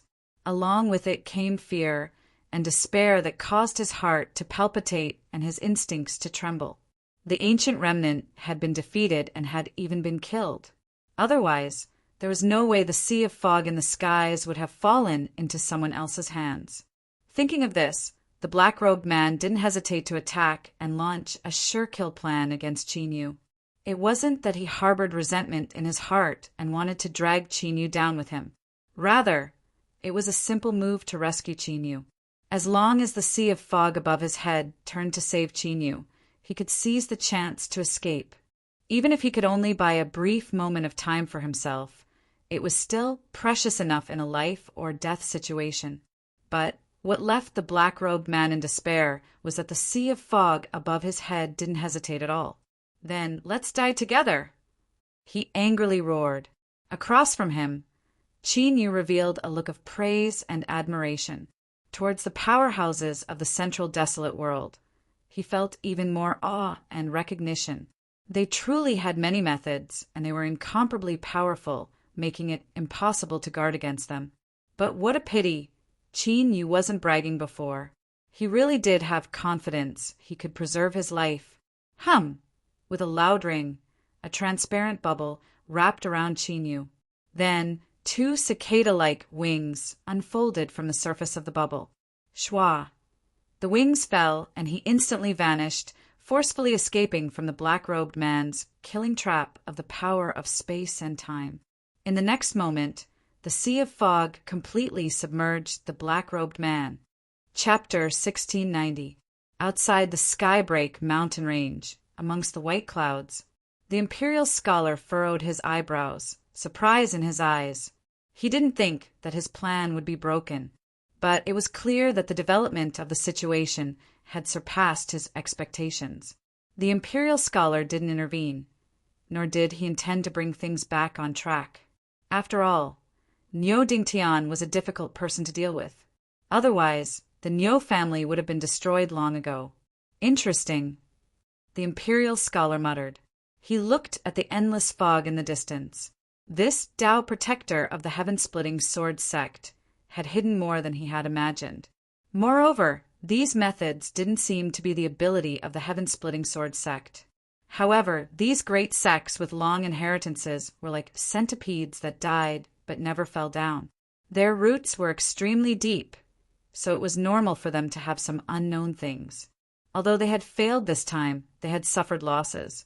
To Great Qin, this was still an acceptable situation. The ancient people hidden in the fog had perished, and the monster race of the Skybreak mountain range had suffered great losses. There was no longer a need for the monster race's autonomous territory to continue existing. Schwa, the imperial scholar, faintly smiled. He stepped forwards and vanished from sight. After eating a small meal, Meaty's complexion was much better. She only smacked her lips, feeling a bit unsatisfied. For instance, the boy hidden under the black robes only had one spiritual soul and 2 physical souls. He hadn't even eaten 2 bites before he was finished. She glanced at Chinyu and sneered. Now do you understand what it means to say that there is always a higher mountain and a stronger person? Chinyu nodded. The central, desolate, divine continent is truly filled with powerhouses. Humph! What kind of powerhouse is this? It's just child's play. Meaty curled her lips. After she had swallowed up 1 spiritual soul and 2 physical souls, this boy could be considered crippled. Otherwise, after several hundred years passed and his 2 souls fused together, perhaps he really would become a difficult character to deal with. This matter has come to an end. Let's go.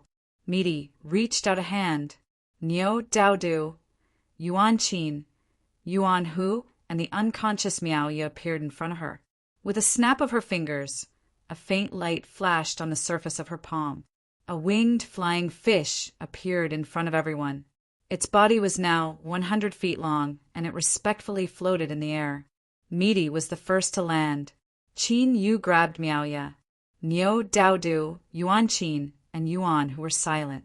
With a gentle flick of its fins, the flying fish whizzed out at lightning speed. Soon he flew out of the fog, and after a few flashes he appeared among the white clouds. The flying fish stopped in the clouds, as if it was swimming in the water. His meaty eyes swept across the surroundings as a cold smile appeared on his lips. Old thing, you run pretty fast, but I'll remember today's matter. Qin Yu asked, what is it? Meaty said, there is an old thing here. He is scheming against us. While speaking, she suddenly stretched out her hand. Her 5 fingers clenched forward. A ball of white cloud fell into his hand. Suddenly, with a light paw sound, it shattered and dissipated. The flying fish moved its fins and quickly left the white cloud, disappearing into the distance. The imperial tutor, who was already far away, suddenly sensed something and turned his head to look in the direction of the broken sky mountain range. A faint smile appeared at the corner of his mouth. He thought that this path protector of the heaven-splitting sword sect was indeed a very interesting person. He had deliberately left something behind to begin with. It could be considered a small test. The imperial tutor was very satisfied with the result.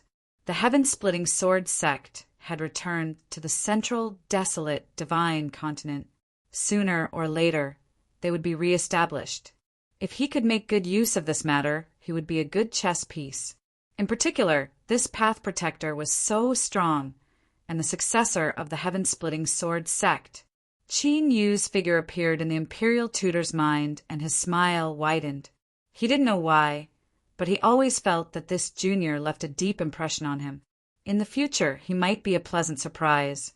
On the back of the flying fish, Niu Daodu, who had been silent for a long time, finally couldn't help but say, "The heavenly sea sex fairy!" Qin Yu glanced at Meaty. Seeing that she had no intention of explaining, he thought for a moment. "Don't worry. When we left, we were already very close to the edge of the fog. They should have been able to escape." Niu Daodu relaxed. She silently nodded and lowered her head again, not saying anything. No matter what, those people on the ferry had been implicated by her. Even if the ferry could escape the Skybreak mountain range, far too many people had died. Thinking of this, Niu Daodu felt her chest tighten and she found it difficult to breathe. Moreover, Niu Daodu still found it hard to accept what had happened on the ferry. Moreover, why? Niu Daodu could responsibly say that she was a very, very kind-hearted girl. She had never harmed anyone, and she didn't even have such thoughts. But why did these people want to kill her? This time, if it weren't for Qin Yu and Meaty, she would have already died. Thinking of this, Niu Daodu's entire body turned cold. She subconsciously reached out and hugged her knees, curling up her body. Qin Yu glanced at her and guessed what this little girl was thinking. He couldn't help but sigh inwardly, but there were some things that couldn't be persuaded. She could only think it through herself. He closed his eyes and continued to cultivate. The blood-red sea covered the skies. Niu Dingtian opened his eyes and laughed out loud. Although he couldn't continue to descend and project himself beside Niu Daodu, he could faintly sense the situation she was facing. The danger had passed. The Niu family would soon find her. At that time, no one would be able to hurt Niu Daodu anymore. As for whether or not those people would go back on their words, Niu Dingtian wasn't worried. Unless they really wanted to die together, they wouldn't dare to do so. With the knot in his heart gone, Niu Dingtian felt carefree.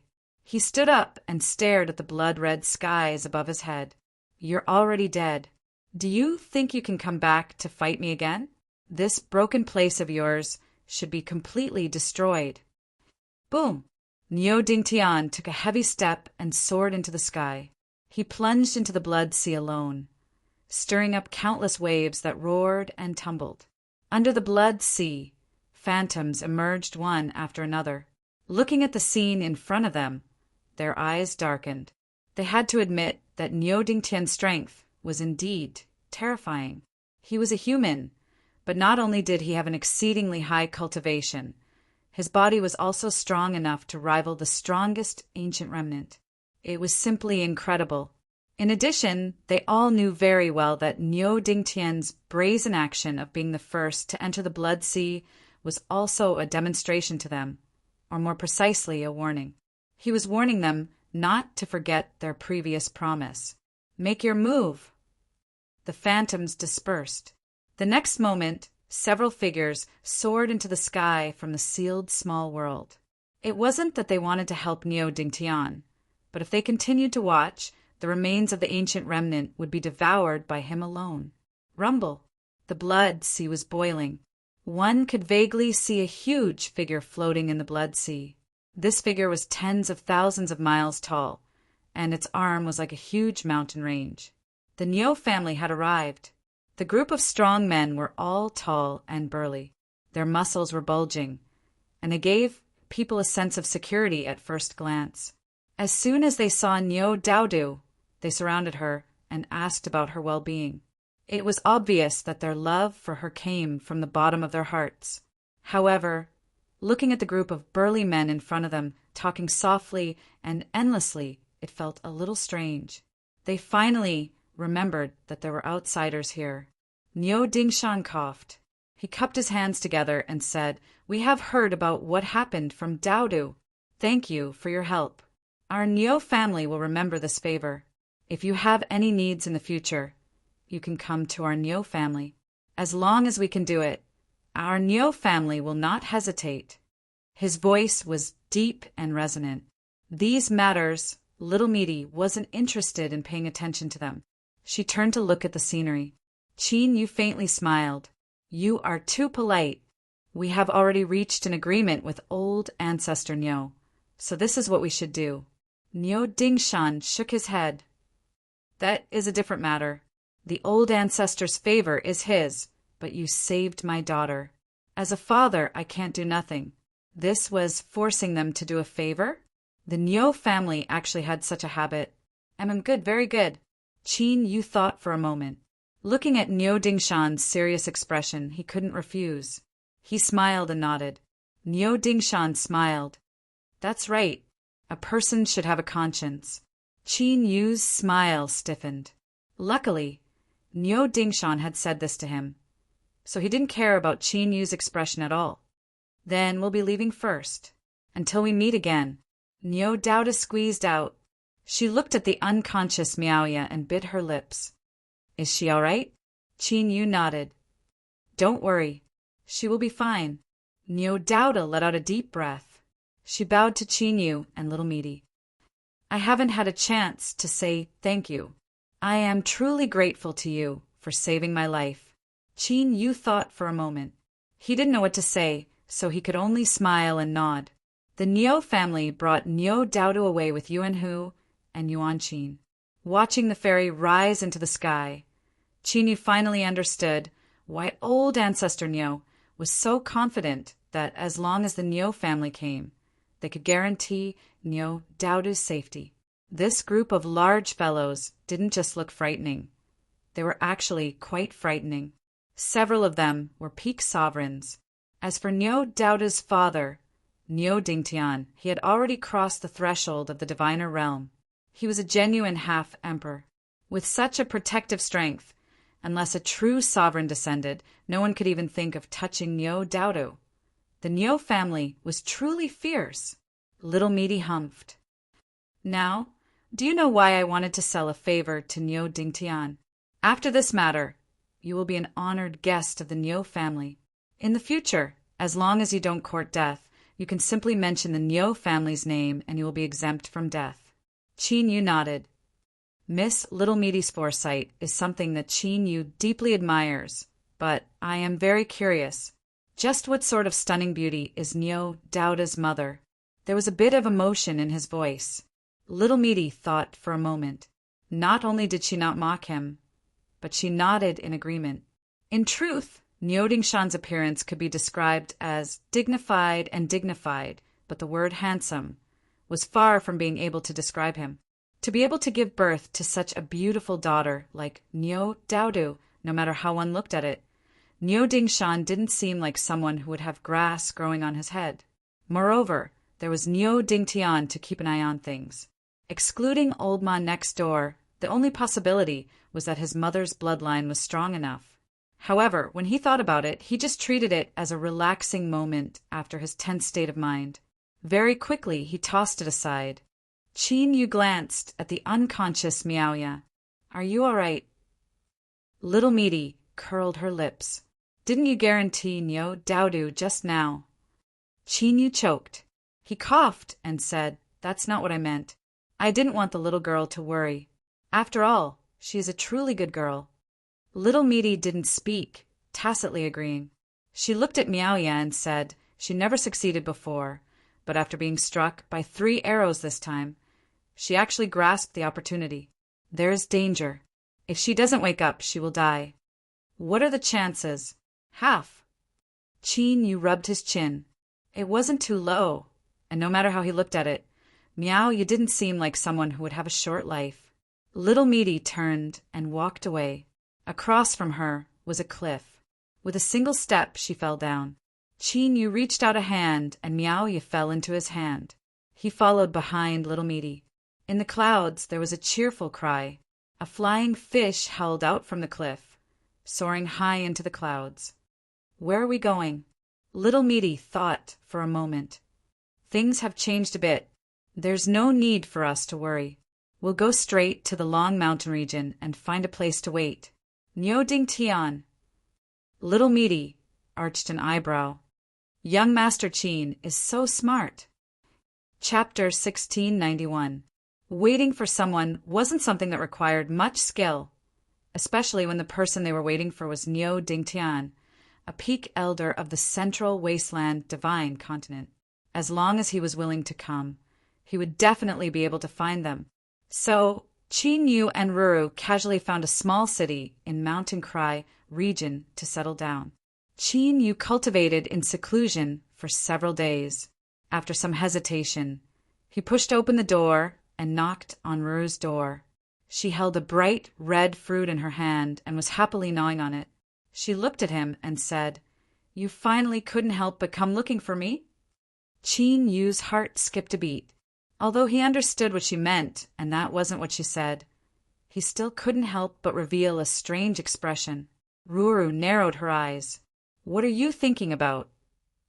Qin Yu waved his hand. Nothing. Humph. Ruru glared at him and turned to leave. Qin Yu followed and closed the door. As he saw Ruru sitting at the table, he hurried forwards and poured her a cup of tea.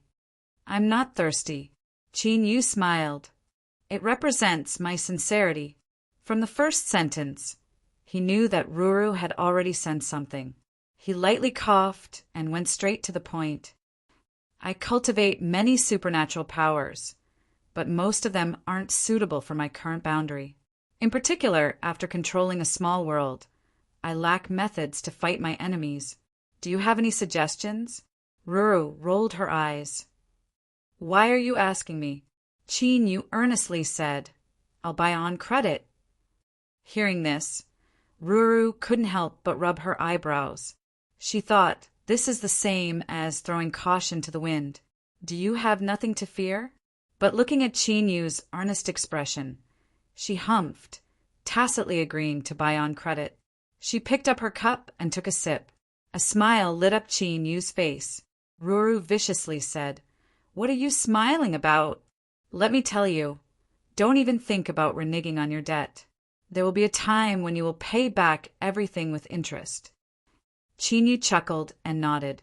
Ruru gulped down her cup in 2 gulps. Just as she set it down, Qin Yu filled it up again. Talking makes my mouth dry. Her lips twitched.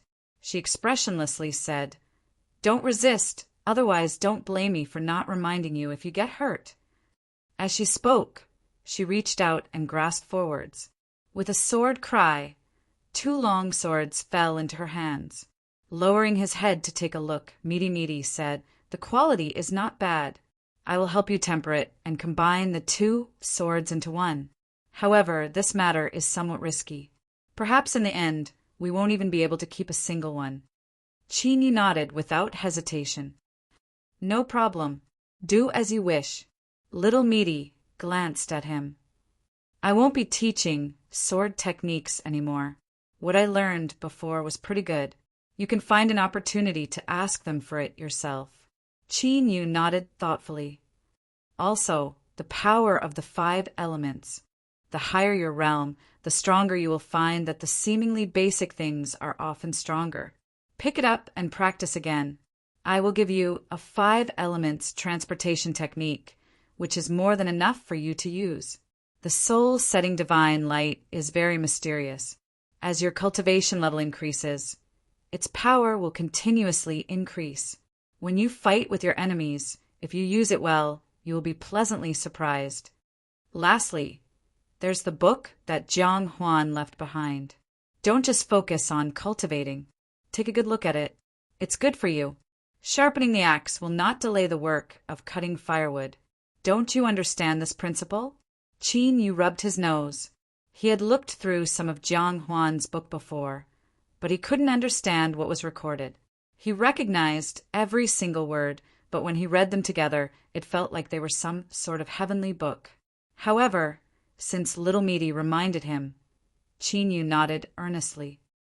I will carefully study it. Little Meaty picked up her teacup and took another sip.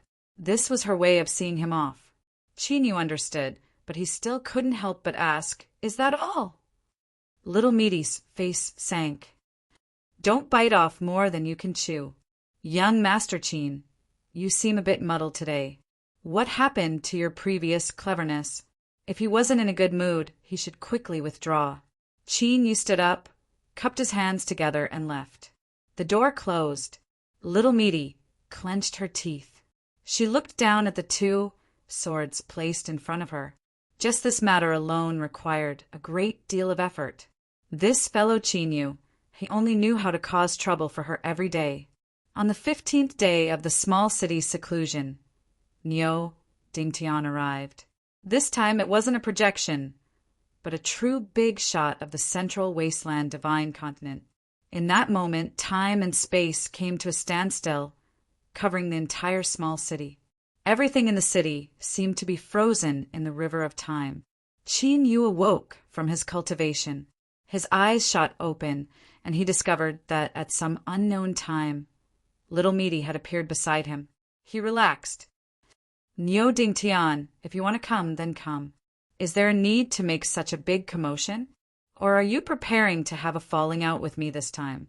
Little Meaty coldly sneered, her tone unfriendly. The door was pushed open from the outside. Niu Dingtian stepped in and glared at Little Meaty. If I really wanted to attack you, would there be a need to go through so much trouble? He confidently sat down. But if you're bluffing like this, it seems your condition isn't too good. Why don't you hurry up and hide? What are you doing wandering around the central wasteland? What? Do you think you've lived too long and are tired of it? Little Meaty had no expression. You can try. Nyo Dingtian humphed. Forget it, I don't have such thoughts. Don't keep probing, it's boring. Little Meaty lightly said. Then, let's get down to business. Nyo Dingtian rapped his fingers on the table. Fine. He paused for a moment, probably preparing his words. Right now, the Nyo family has touched upon the interests of some people. You've already seen Dowda's talent, so you should be aware of it, right? So, there are some people who don't want to see my Nyo family become stronger.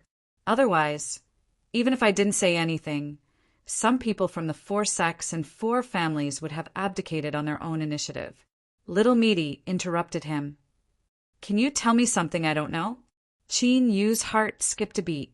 He thought to himself, Big sister, could we not be so fierce? This person was a genuine big shot of the central wasteland.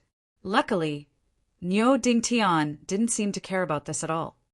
On the surface, it looks like it was some people from the 4 sects and 4 families who took action. But the truth is that there is a shadow of that clan. Little Meaty's eyes flashed. Their days aren't good? Nyo Dingtian coldly sneered. They took advantage of the heavens, but in the end the cooked duck that was right by their mouths flew away and they ended up without any clan or surname. It's fine if it's just a short time, but as time passes, everyone will have their own thoughts. In particular, that person in Xianying City. He has been waiting impatiently for a long time. Little Meaty thoughtfully nodded. If that's the case, then everything can be explained. You want to cooperate with me? Nyo Dingtian nodded.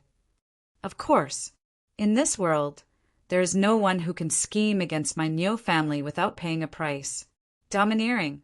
The key point was that this person wasn't bluffing. When he spoke, his confidence seemed to explode to the skies. He leaned forward and stared at Little Meaty. I know that your goal is that clan. Since we are all in the same direction, there is no reason not to cooperate.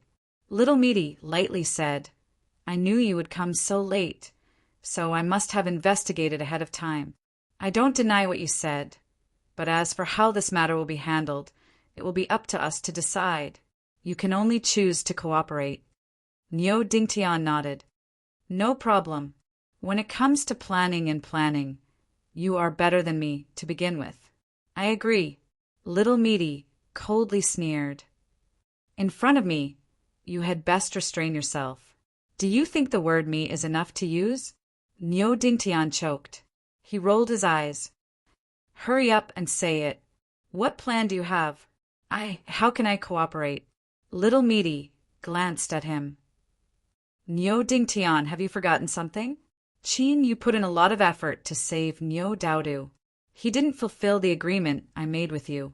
Don't you feel embarrassed to take advantage of a junior? Nyo Dingtian rubbed his chin. He looked at Qin Yu. Boy, don't blame me for not reminding you.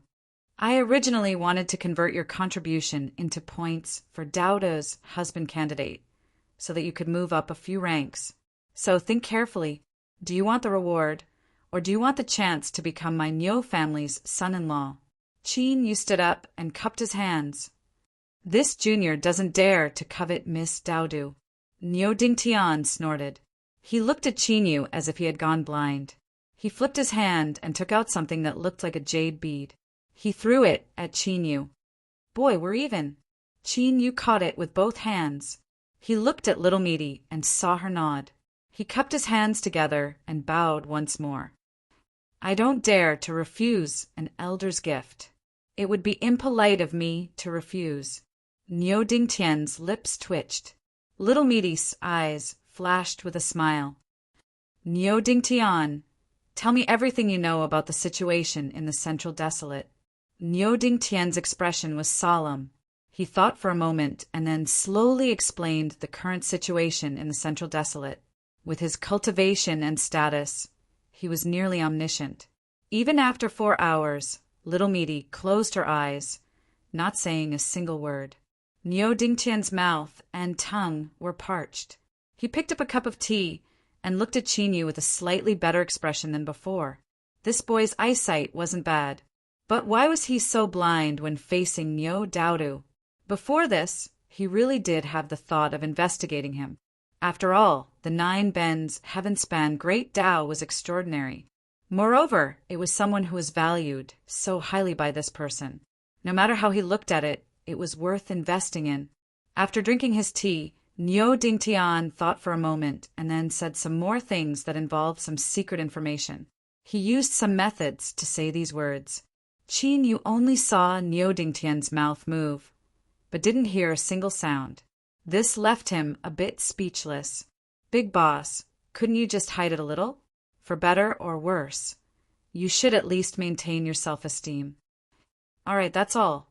If there's anything you don't understand, you can ask me. Niu Dingtian gulped down his tea and glanced at Qinyu. Qinyu hurried forward and refilled his cup for the big boss. Little Meaty was silent for a moment. Then she finally opened her eyes. I have a rough idea. She looked at Niu Dingtian. Next, we won't be going to the Long Mountain region. Niu Dingtian nodded. Pork knuckles delivered right to your doorstep aren't tasty. I understand that. He flipped his hand and took out a token. This is something that an old thing owed me a favor many years ago. It's been many years, but I've never used it. If you think it's useful, then take it.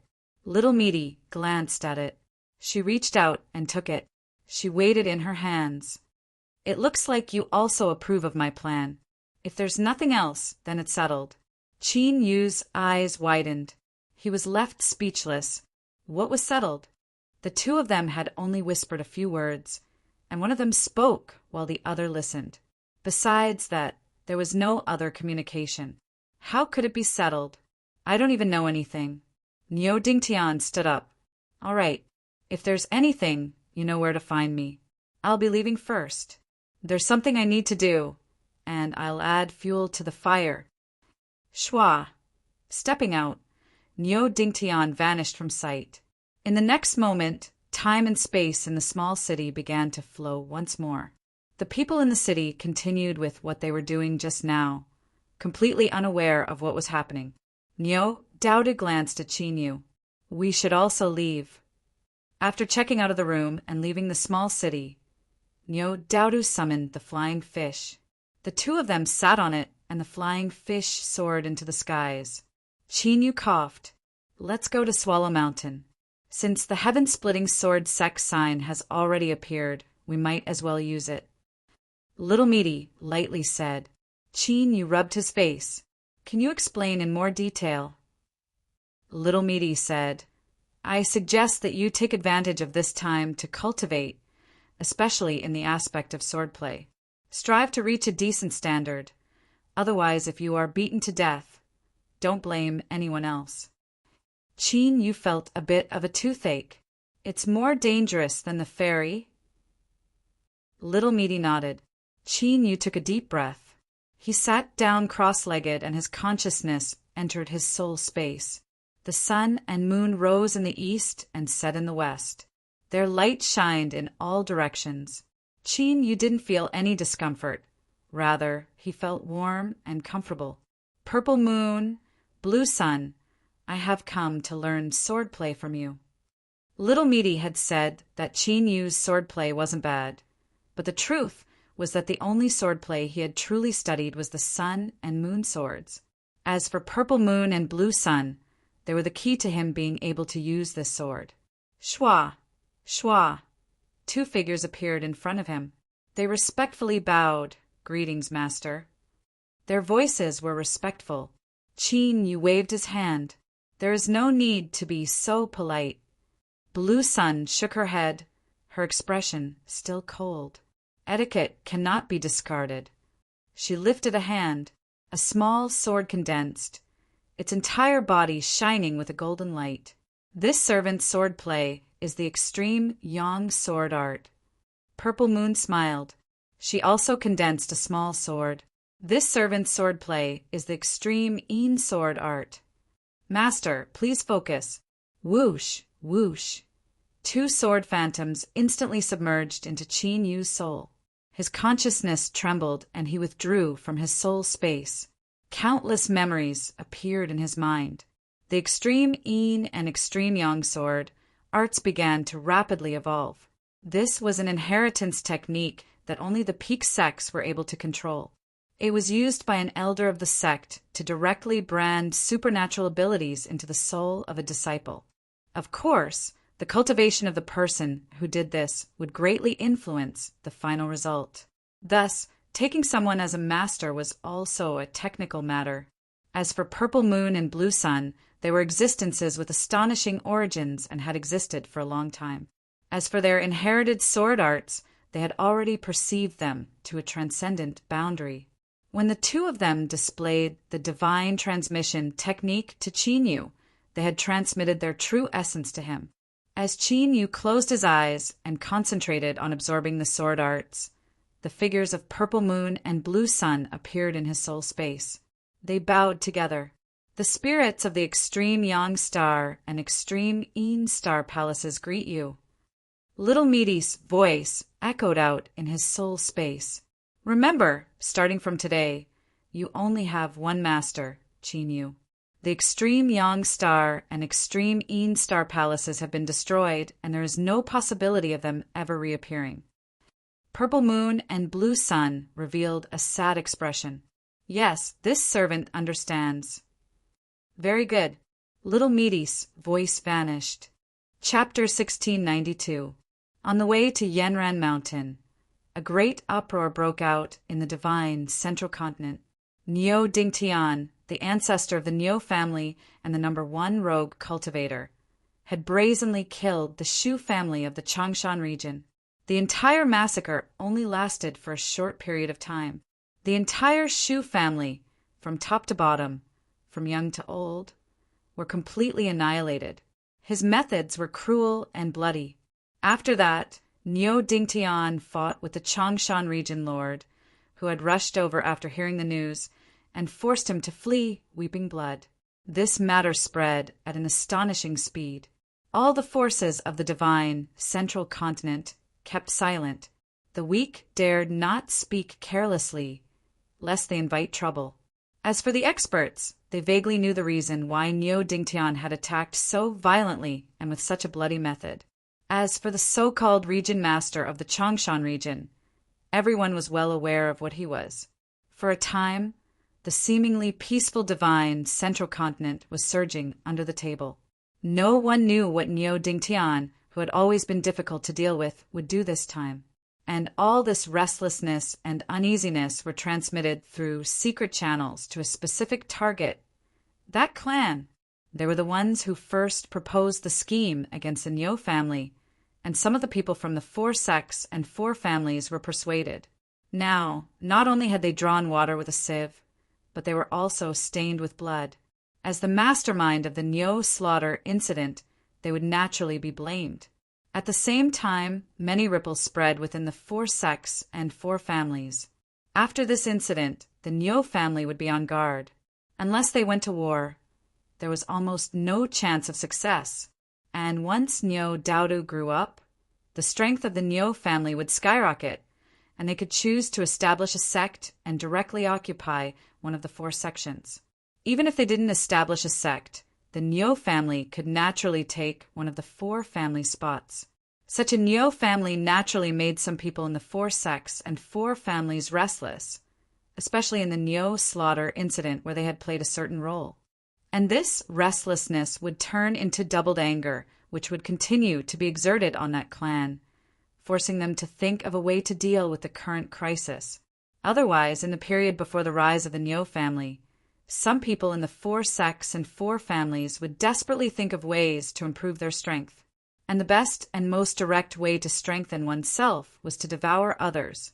That clan was undoubtedly the best choice. Under the cover of this great uproar, the fact that the Qin Empire unilaterally tore up the agreement on the demon race's territory in the Broken Heaven mountain range and mobilized the army to attack it seemed insignificant. It was like a small splash in a huge wave, disappearing in the blink of an eye. Yanran Mountain was not just a mountain. More accurately speaking, it was a mountain region that was 100 times larger than the Broken Sky mountain range. Its vastness was comparable to several regions. However, the Qin state did not set up any administrative agencies here. Instead, it was a separate division, respecting the autonomy of Yanran Mountain.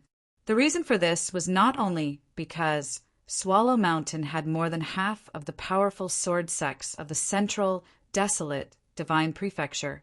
It was also because these sword sects had been continuously injecting new blood into the army for countless years. As the gathering place of the world's sword sects, Yanran Mountain was naturally a holy land in the hearts of countless sword cultivators. Every year, countless cultivators would gather here from all over the world to admire the glory of Yanran Mountain. They would try to join a sword sect or take a step back and try to seize a lucky chance in Yanran Mountain.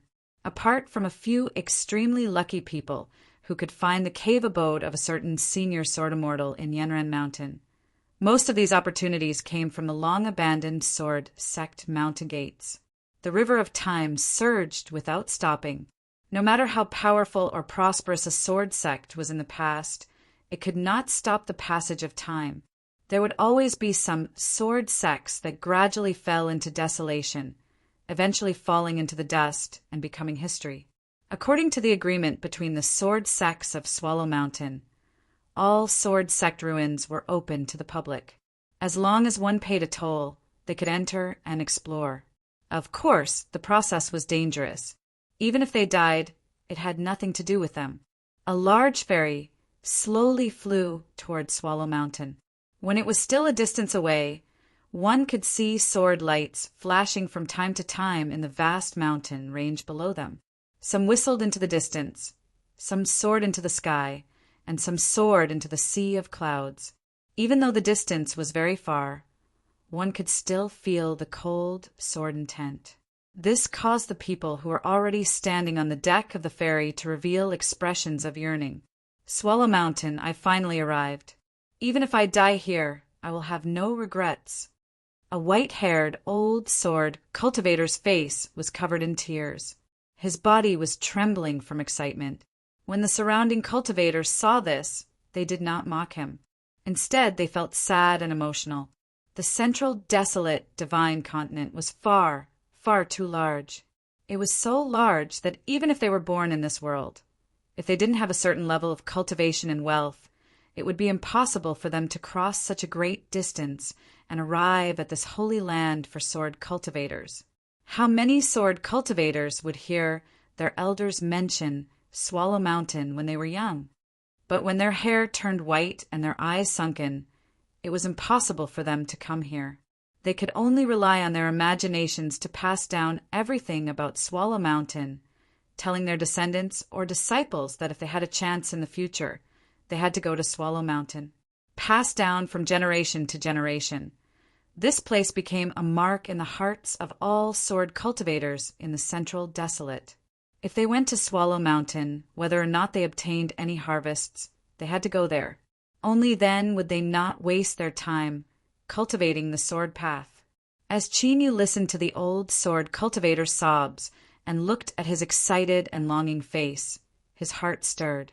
Compared to the vast majority of cultivators in this world, he was already far luckier. Beside him, little Meaty had no expression, as if she didn't see what was happening. Her experiences were enough to make her immune to all of this. Miaoya wasn't here. After she woke up, she had been sent away by Little Meaty and told to go alone to the Black Marsh. According to Little Meaty's words, there were some roads that one was destined to walk on. If one couldn't even walk, how could one hope to ascend to greater heights? If one died, that would be a bad fate. Qin, you always felt that these words were a reminder to him. He hesitated again and again, but he didn't ask. Instead, he felt a sense of urgency and restlessness in his heart. The ferry slowly landed. It docked at one of the many docks within Swallow Mountain. The ferry has stopped. Guests, there is no need to be anxious. Please listen to the arrangements and disembark. Do not offend a sword immortal and stir up trouble. The fairy cultivator spoke out loudly, his expression solemn.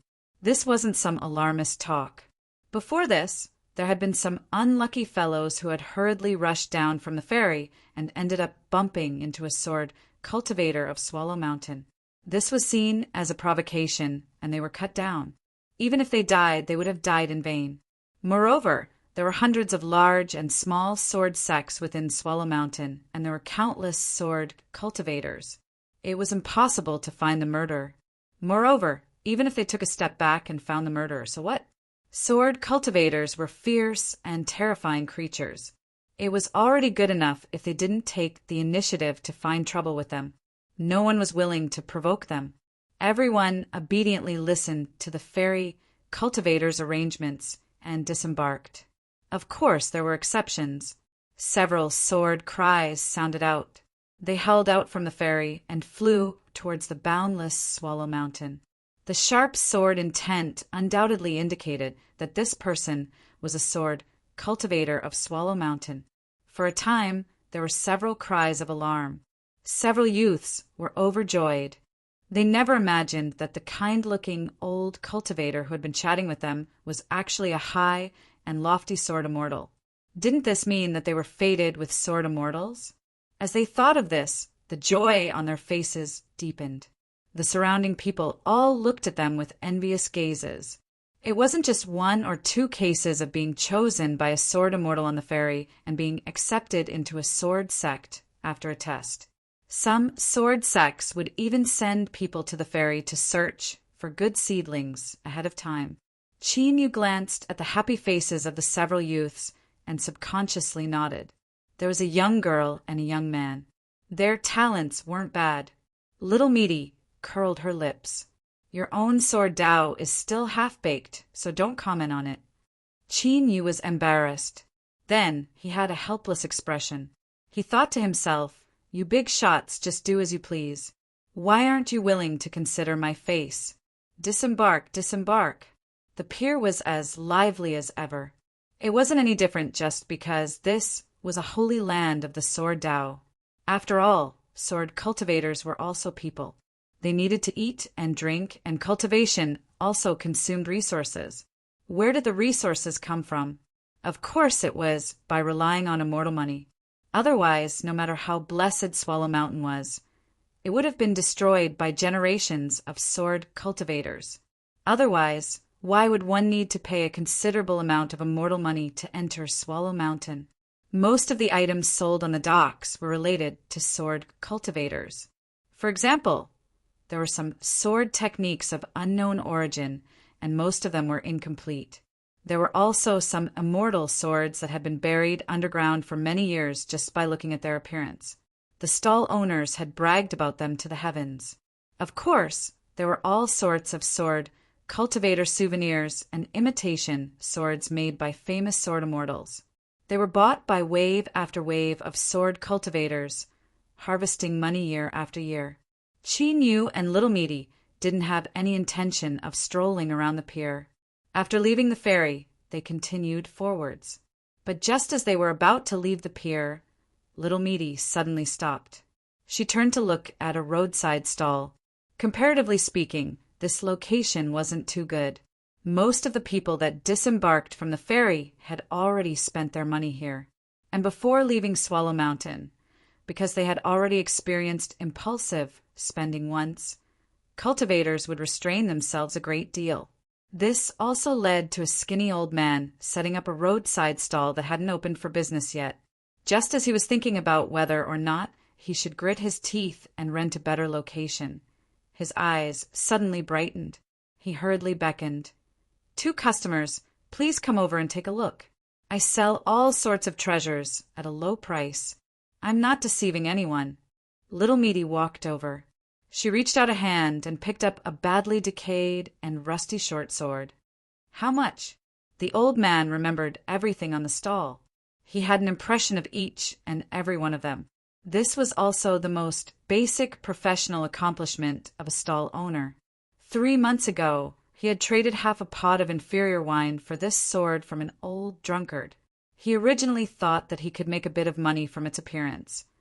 but the result was that no one had ever shown interest in it. If he continued to suppress it, he would have to sell it by the kilogram to all sorts of immortal swords. Otherwise, it would take up space. The old man coughed and gave a thumbs up. Fairy maiden has good eyesight. This immortal sword has a long history, and its origins are astonishing. If it weren't for some accident occurring in my family, I absolutely wouldn't have. Before he finished speaking, he was interrupted. Little Meaty said without expression, "How much?" The old man wasn't angry. Rather, he was overjoyed. His rich street stall experience told him that people with such expressions and actions usually came from rich families and weren't good at bargaining. If things went well this time, he might really make a great profit. The sale of half a pot of inferior wine was worth it. He took a deep breath. The old man revealed a pained and struggling expression. His eyes were filled with reluctance. Just a single expression was enough to show his skill. 3 silver-spotted copper coins. Little Meaty suddenly stood up. The old man was startled. He thought that he had asked for too much and frightened the little girl in front of him. If he had miscalculated, he should have reported a bit less. But, little girl, you really don't understand the way of business and commerce. If I quote a price, you can still bargain, but don't just leave. Just as the old man was about to urge her to stay, Little Meaty turned her hand and put away the short sword. "Give me the money." Chin Yu had already prepared 3 silver-spotted copper coins. He faintly smiled and placed them on the stall. "Please inspect them and put them away." The old man was in a trance. He picked up the 3 copper coins and nodded after confirming they were correct. Then he saw the 2 people in front of him turn and leave, soon vanishing without a trace. The old man regained his composure. He looked at the 3 silver-spotted copper coins in his hand, a look of surprise on his face. Could it be that he had really misjudged? Was that short sword some sort of extraordinary treasure? No, it couldn't be. Although his cultivation was mediocre, his dog's eyes were still bright. It was impossible for him to not see a treasure in front of him. At the start, he also thought that the short sword was a bit interesting, so he traded wine for it. Afterwards, he carefully inspected it many times, and the result was the same. It was a piece of scrap metal. It wasn't even worth a single black gold coin. To be able to exchange it for 3 silver-spotted copper coins was already a great profit. This was truly the case of not opening a stall for 3 years, but opening one could eat for 3 years. Sensing the envious gazes of the surrounding stall owners, the old man's last bit of doubt dissipated. He turned his hand and put away the 3 silver-spotted copper coins. He casually rolled up all the items on the stall and picked them up, walking away. He had earned a great deal of money. In order to avoid any complications, he couldn't stay here any longer. Although it was a bit of a pity that he hadn't paid the stall rental fee yet, compared to the 3 silver-spotted copper coins, it wasn't anything at all. He would lie low for now and then switch to another pier in a few days. As he left the pier, Chin Yu lowered his voice. "Something good?" Little Meaty nodded. Chin Yu sighed with emotion. He thought that this was his meat. Picking up scraps was as simple as eating and drinking.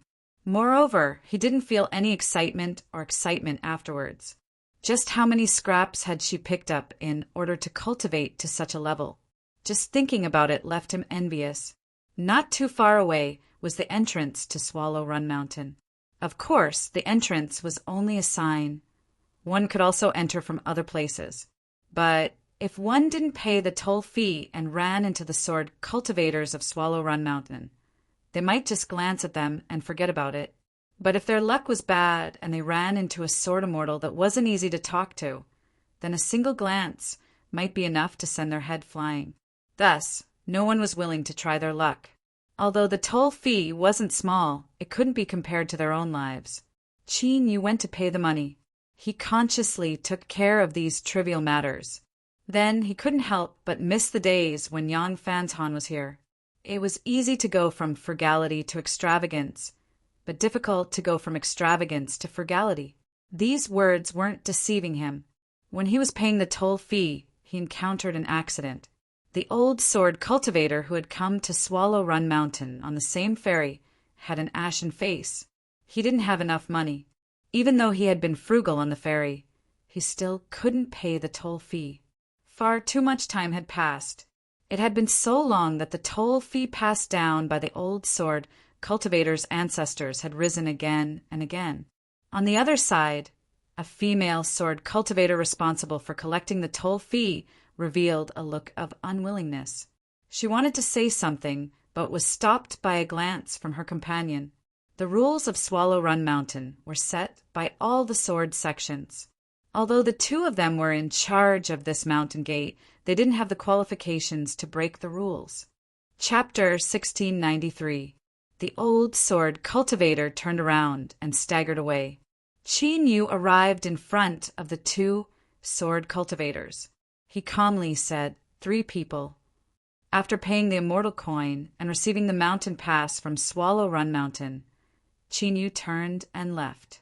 Soon, the old sword cultivator's staggering figure appeared in front of him once more. He quickly walked behind him and patted his shoulder. "Sir, you dropped something." As Qin Yu spoke, he pointed at the mountain pass on the ground. Then he turned and walked away. The old sword cultivator's eyes widened. His hands trembled as he picked up the mountain pass.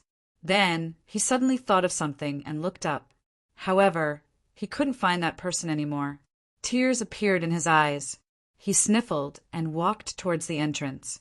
When they saw the old sword cultivator return with a mountaineering token in his hand, the 2 sword cultivators who were guarding the entrance were shocked. But the rules of Swallow Run Mountain were that as long as one held a mountain pass, they could freely enter and exit. They couldn't report their loss, even if they were registered. Little Meaty looked at the mountain pass that Qin Yu handed over. She coldly sneered, "Good people don't live long. Don't you understand this truth?" Qin Yu smiled. It wasn't that serious. It was just a slight effort. If it was any more troublesome, I might have pretended not to see it. Little Meaty humphed. "I hope you remember what you said." Qin Yu smiled and nodded. The 2 of them held their mountain passes and walked towards the entrance. When the female sword cultivator guarding the entrance saw Qin Yu, her eyes brightened. She reached out a hand to verify the mountain pass in his hand. Then she smiled and returned it. She said in a soft voice, "There is a map in the mountain pass. The green dot represents your position. If you too don't have a destination in mind, you can explore the ruins of the heaven-splitting sword sect in the near future." Qin Yu took back the mountain pass and cupped his hands together in thanks. Little Meaty coldly watched from the sidelines. When the 2 of them passed through the entrance, she couldn't help but coldly snort. "I thought you really wanted to be a good person, but it turns out that you saw that sword cultivator girl's beauty and had some strange thoughts."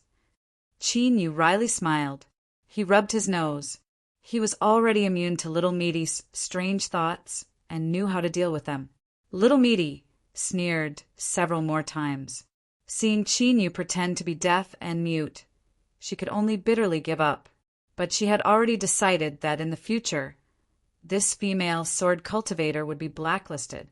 She would never have the chance to meet Qin Yu alone again. Men attract bees and butterflies. The old sword cultivator entered Yanran Mountain. He was so excited that his body was trembling. He looked greedily at every place in front of him, every tree, every mountain, and even every stream. He was the only sword cultivator from his sect who had come to Swallow Run Mountain in the past 1,000 years. He wanted to memorize everything that had happened here and pass it on to the juniors of his sect, so that they would know that the ancestors of his sect had also come to this holy land of sword cultivators. This was an invisible incentive. The old swordsman walked for several days without eating or sleeping. He saw many sword lights whizzing past, and his pious heart became even more determined. Then, one afternoon, in a remote valley, the expression of an old sword cultivator who was crossing a river suddenly changed. He looked up in astonishment. As he stared at the outline of the distant mountains, a faint feeling rose up in his heart. It was like there was something on the other side of the mountains that was beckoning him over. The old sword cultivator couldn't help but widen his eyes, a look of disbelief on his face. Although this was his first time coming to Swallow Ran Mountain, on the ferry he had heard countless legends and stories about Swallow Ran Mountain. Among them, the most enviable stories were that after sword cultivators stepped into the mountains, they would naturally form a resonance with some immortal sword or some sword art and be guided to a lucky chance. The old sword cultivator's face flushed red and his breathing became rough. He found this hard to believe. He didn't think that with his talent he would be able to obtain such favor. At the start, he decided to ignore this inexplicable feeling. But as time passed, not only did it not fade away, but it became increasingly intense. Finally, the old sword cultivator took a deep breath. He looked deep into the mountains and began to quicken his pace. "I'll just take a look. I won't do anything stupid," he constantly warned himself in his heart. The old sword cultivator crossed mountains and rivers, passing through one mountain after another. Several times he almost lost his life because of accidents. After all, Swallow Ran Mountain was not alone. This was a pure land. Although more than half of the sword sects of the central wasteland divine prefecture existed here, not all of the monsters in the mountains had been slaughtered. Both sides maintained a state of mutual restraint and coexistence. But the sword cultivators were the ones who reigned supreme, and the monsters had to tuck their tails between their legs. This was where the use of the mountain medallion was manifested. Money had to be spent. Otherwise, if one's life was forfeit, what was the point of having money? Half a month later, the old sword cultivator had suffered greatly. His clothes were in tatters, and there were several places where he almost exposed himself. Finally, he arrived at a place where he could sense something from the bottom of his heart. A massive stone stele appeared in his line of sight.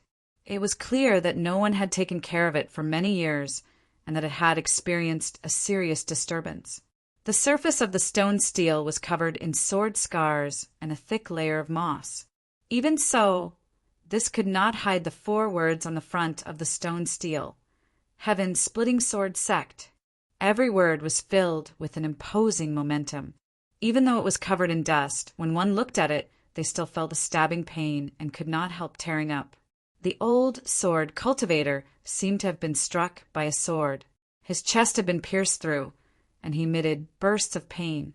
His face paled and sweat poured down his forehead. His body began to tremble. After an unknown period of time, the old sword cultivator suddenly came to his senses. He let out an ah, and subconsciously took several steps back. His eyes widened as he looked at the Heaven's Splitting Sword Sect stone stele, shock and hesitation on his face. After hesitating for a long time, the old sword cultivator carefully looked around. When he didn't sense anything wrong, he clenched his teeth and walked over. He passed by the Heaven-Splitting Sword Sect stone stele and walked into the ruins of the sect that had been abandoned for many years. There were ruins everywhere. His figure vanished into the ruins. Unfortunately, although this old sword cultivator had the cautiousness of a veteran, his cultivation was indeed very sloppy. So, just as he entered the ruins of the Heaven-Splitting Sword Sect, 2 figures appeared at the stone stele at almost the same time. Glancing at each other, the 2 of them didn't hesitate. They gently floated into the air, like 2 shadows quietly chasing after him. After these 2 people left, the space above the stone stele twisted and 2 more figures appeared. Meaty coldly sneered, "Look, this is the consequence of being a good person.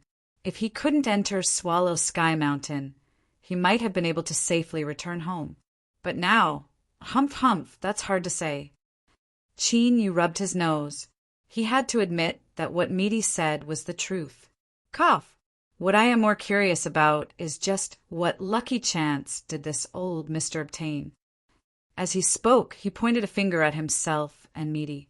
"The 2 of us, the so-called Tao protector of the Heaven-Splitting Sword Sect and someone from the Inheritance Sect, have already been here for over half a month.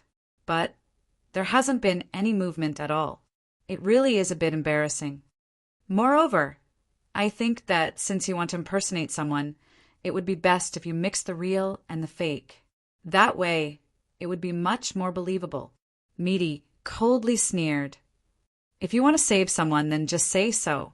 You've gone around in a circle and even used some stupid goading methods. Chinyu, do you think I can't see through you? Chinyu remained silent. What he could see wasn't important.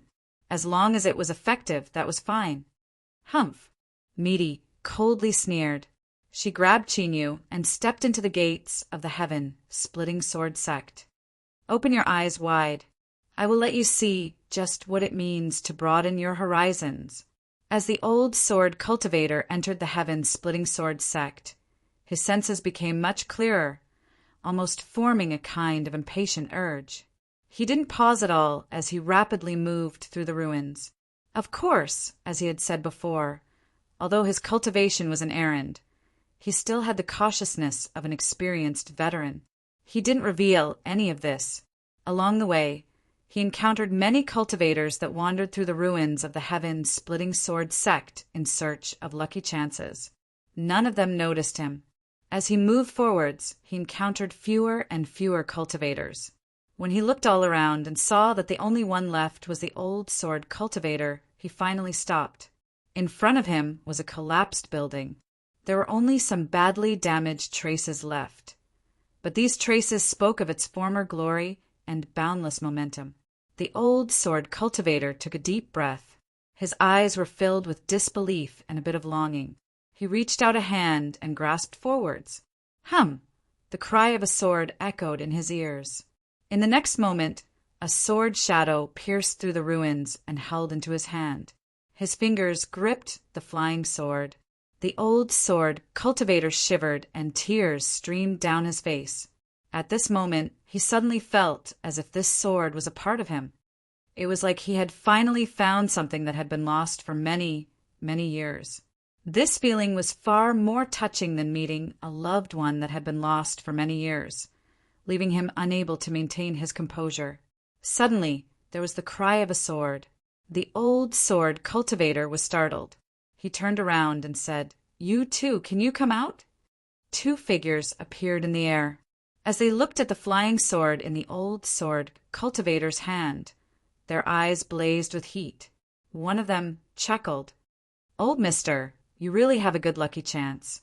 This ruins has been searched at least 10,000 times, and there is actually a nearly divine immortal sword hidden here. It really makes one envious." The old sword cultivator took a deep breath and squeezed out a smile. No, it's just an ordinary sword. It can't be considered anything good." Before he finished speaking, he was interrupted. "Since the immortal sword isn't good, why don't you sell it to us? The two of us will definitely give you a high price." The person across from him smiled. As for the one beside him, he remained silent. The two of them were on the same side. The old sword cultivator was startled. There was no longer any hope in his heart. His body tensed up and he revealed a nervous expression. Although he had obtained an immortal sword, his sword cultivation was far too poor. "It's not a trap. Do it," the person beside him coldly said. The smiling cultivator let out a sigh of relief. "That's good."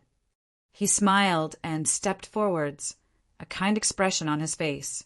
"Old mister, don't be afraid. I will personally send you on your way. It will definitely be fast and steady." Hum! The flying sword in the old sword cultivator's hand suddenly erupted with dazzling sword light. It broke free and howled as it flew forwards. Puff! Puff! With two dull thumps, the two cultivators across from him didn't even have time to respond before they lost their heads and died a cold death. Whoosh! The flying sword fell into Meaty's hand. The sword hummed with excitement. She glanced at Chinyu and raised an eyebrow. Her meaning was obvious. "Have your eyes widened yet?" Chinyu took a deep breath. He cupped his hands together, his expression solemn. "My divine flesh art is invincible." Meaty's eyes rolled back. On the other side, the old sword cultivator was disappointed and frustrated. He looked at the flying sword in Meaty's hand and felt his heart empty. but he soon suppressed his emotions and hurriedly bowed. "Thank you, two seniors, for helping me." "Ah, it's you." The old sword cultivator recognized Chinyu and immediately relaxed. Losing the immortal sword would have been hard on him, but it was better than losing his life. Chinyu smiled and nodded. "Old mister, we meet again." Meaty casually tossed the immortal sword into the air. The old sword cultivator subconsciously reached out his hand. When the immortal sword fell into his hand, it was like he was holding a red-hot iron. His face flushed red, and he desperately waved his hands. "No, no, no, that's not what I meant. Two seniors, please don't misunderstand." Although he said this, he gripped the immortal sword tightly. He had a conflicted expression, as if he wanted to throw it away, but was also reluctant to do so. It seemed as if he would cry at any moment. Chinyu glanced at Meaty and smiled. "Old mister, there is no need to panic. This immortal sword has already recognized you as its master, so it is naturally yours. Moreover, from today onwards, you and I can be considered family." The old sword cultivator listened in a daze. He only knew that Chinyu was saying that the sword was his. In his excitement, his eyes rolled back and he fainted. Chinyu! He didn't know how to describe his current mood. Meaty curled her lips. She glanced at the immortal sword in the old sword cultivator's hand. "How about I kill him and then find a new master for this sword?" This level of skill was a bit shameful. Chinyu hurriedly stopped her. "Don't. For better or worse, this is the first disciple of our heaven-splitting sword sect. If you kill him, it would be inauspicious. Let's hurry up and get down to business." Meaty thought for a moment. She probably also thought it was inauspicious. She humphed and gave up. A moment later, the cry of a sword echoed out from deep within the ruins of the heaven-splitting sword sect. Then, a sword phantom appeared, towering like a mountain as it shot into the heavens. Boundless and dense sword intent surged out like a river bursting through a dam, sweeping out in all directions. What followed was an icy cold voice. "From today onwards, the heaven-splitting sword sect will reopen its gates. All those who trespass are given 3 days to leave, otherwise they will bear the consequences." Billowing waves of voice covered the entire ruins of the sword sect, constantly spreading outwards until it echoed throughout the entirety of Yanran Mountain. At this time, countless pairs of eyes opened on the countless sword peaks. Light exploded out from them.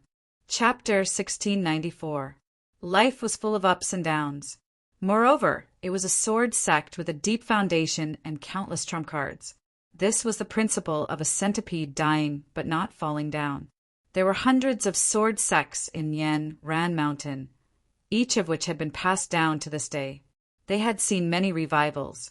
But to be honest, this was indeed very difficult, especially for a sect like the heaven-splitting sword sect. It had been in decline for a long time, and all its interests had been taken away. Now, it wanted to set up a brand again and ask others to return what they had taken away? How could there be such a good thing? Not to mention that an era had a different structure. The heaven-splitting sword sect had been one of the 10 sword sects of Yanran Mountain, and even had a place in the Sword Master Guild. According to the rules of Yanran Mountain, if the heaven-splitting sword sect really reopened, they had to be given a place in the Sword Master Guild. And the Sword Master Guild had a limit of members. Only the 10 sword sects were qualified to enter. Who would want to see the heaven-splitting sword sect jump out and cause trouble? But this did not mean that there were no benefits. For example, although the ruins of the heaven-splitting sword sect had been explored for many years, some important areas were still sealed. If the reopening failed, the last foundation of the heaven-splitting sword sect would be enough for them to take advantage of. But then again, who would be willing to do this without a diamond in the rough? Since they dared to set up the brand of the heaven-splitting sword sect again, they must have some confidence.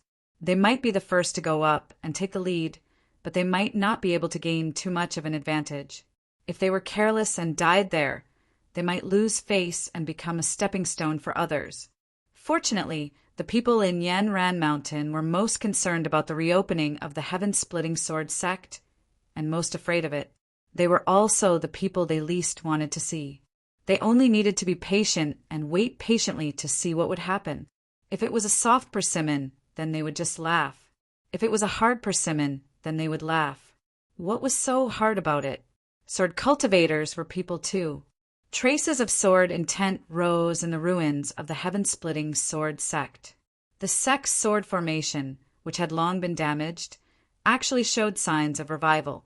All of this undoubtedly showed that they were not talking nonsense, but were genuine disciples of the heaven-splitting sword sect. Today, they announced to Yen Ran Mountain that they had returned. The ownerless relic had suddenly become someone else's backyard. The cultivators, who had been excitedly exploring for opportunities, were obviously unhappy. But even though he was unhappy, idiots were rare. Not to mention that outsiders like them did not have the qualifications to stand out in Yen Ran Mountain. Just that voice from before covered a vast area and was filled with energy. It was sufficient to show the cultivation of the person who shouted, and it wouldn't be going overboard to say that the person who shouted was unfathomable and peerlessly powerful. Were they tired of living to make an enemy of such an unknown big shot? No one was an idiot, but they desperately hoped that such an idiot would step forward and test the heaven-splitting swordsmanship, sex strength. Amidst these conflicting and tangled emotions, the cultivators in the heaven-splitting sword sect retreated like the tide. Of course, this did not prove that everyone feared the heaven-splitting sword sect. For example, this young sword cultivator had a beautiful maid and an old man by his side. The reason he could see that this person was a sword cultivator was because he carried a sword on his back. Not just that, but there were faint traces of sword intent that lingered around his body. This time I really came at the right time. I ran into something interesting. The young sword cultivator smiled, his expression extremely calm. The maid smiled. "Young master, your good fortune fills the heavens. There are lucky chances everywhere." The young sword cultivator reached out a hand and stroked her fair and delicate face. "I like the sincerity in your words." The old man wasn't dirty, but he was slovenly and gave off a feeling of destitution. The heaven-splitting sword sect has a long history. In order to avoid any accidents, young master should watch and not do anything about today's matter. The young sword cultivator nodded. "Don't worry, I'm not an idiot. I certainly won't be a chess piece for others." He stretched out his hand. The old man expressionlessly looked up. The maid stepped forwards on her own initiative, her chest puffed out. The young sword cultivator comfortably sighed, feeling as warm as spring. Qin Yu's eyebrows shot up. He glanced at little Meaty beside him. That's it. The people of Swallow Sky Mountain were far too obedient. When he told them to leave, they left one at a time without even looking back. Wasn't it said that the sword cultivators of the central, desolate, divine continent were a bunch of arrogant and ruthless characters? It didn't seem like it. Little Meaty sneered. "What are you thinking? How could there be such a good thing in this world?" She looked back. "As a Tao protector, my matter is finished with my shout. Now it's your turn." Qin Yu was shocked. Little Meaty coldly sneered. "Stop putting on an act. You should have already been mentally prepared.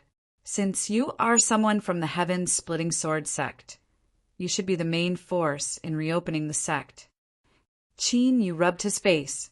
"You, as a Tao protector, are indeed fake. But as someone from the sect, I don't even have a sword. Isn't that a bit too laughable?"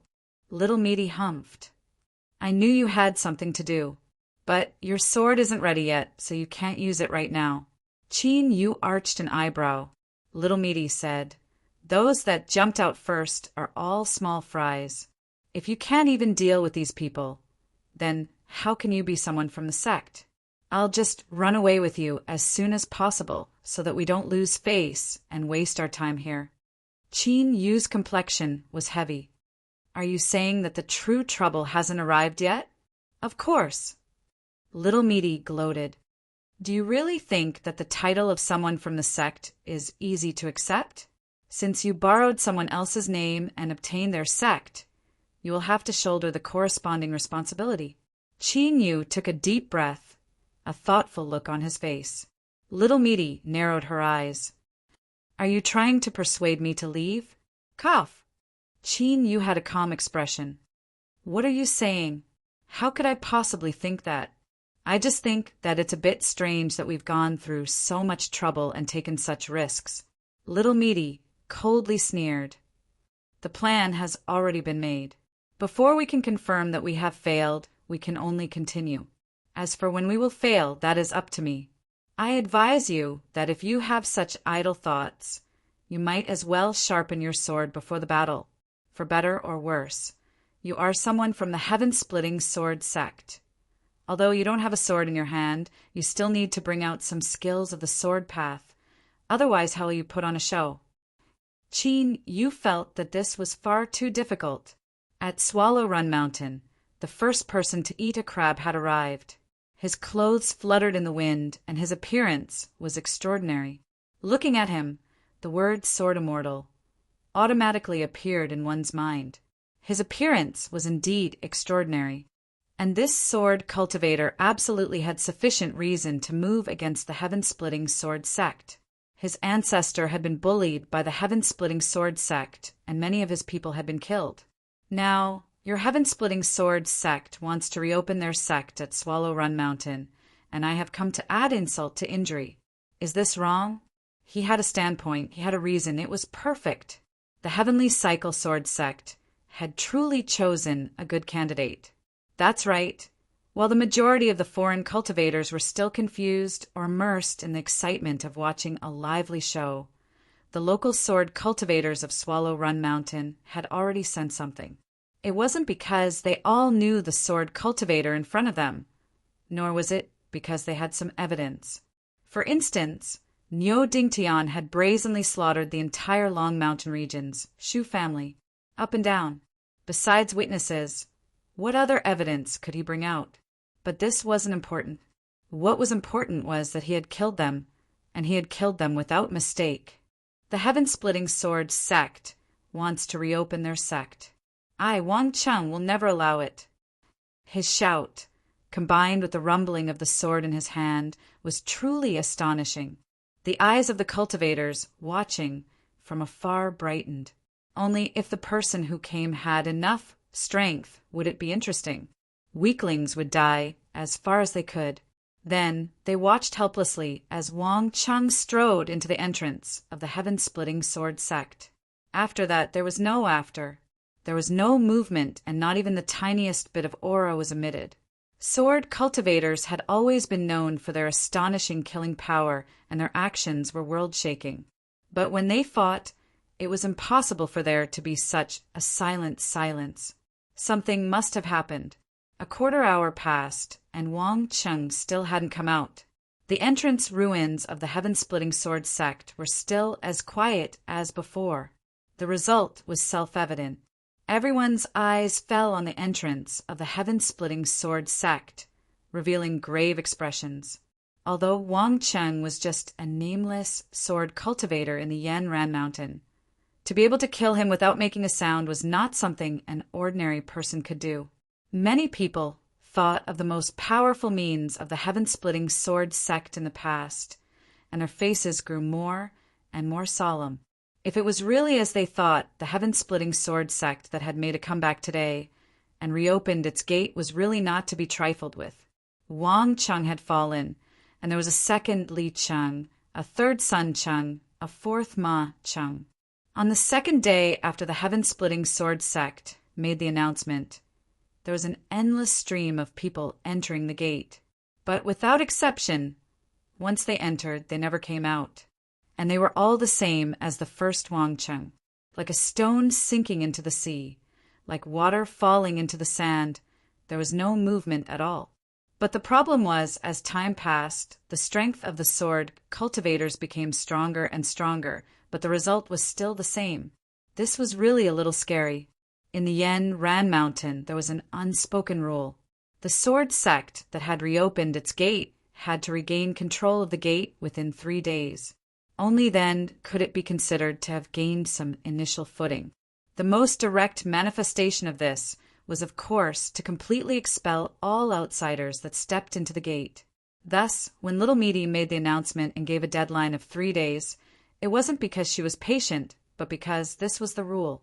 It was also because of this that people constantly broke into the heaven-splitting sword sect's gate during these 3 days. Up until now, the heaven-splitting sword sect had remained as steady as Mount Tai, like a silent abyss that swallowed up all intruders, displaying extraordinary strength. But in reality, whether it was the outsiders or the local sword cultivators, they were all well aware that the true powerhouses had yet to make a move. At most, they were just probing the heaven-splitting sword sect's strength through these actions. But with people quietly disappearing one after another, this goal had clearly failed. Moreover, if this continued, it would instead help the heaven-splitting sword sect quietly gather momentum. Thus, those with a discerning eye knew that this situation could not continue. Soon a change would occur. On the 3rd day, the tranquility of the night was broken by the cry of a sword as the 9 suns rose into the sky. Whoosh! The sword light faded, revealing a tall and straight figure. He wasn't young, but his sideburns were white. His empty sleeves fluttered in the wind. One of his arms had actually been cut off. But now, as this person appeared, no one dared to underestimate him in the least. The outsiders felt the sword intent on his body and were secretly shocked. The sword cultivators of Yen Ran Mountain only needed a single glance to recognize the person in front of them. Zhang Xiashan! Cries of alarm rose up one after another, as if they were surprised to see him here.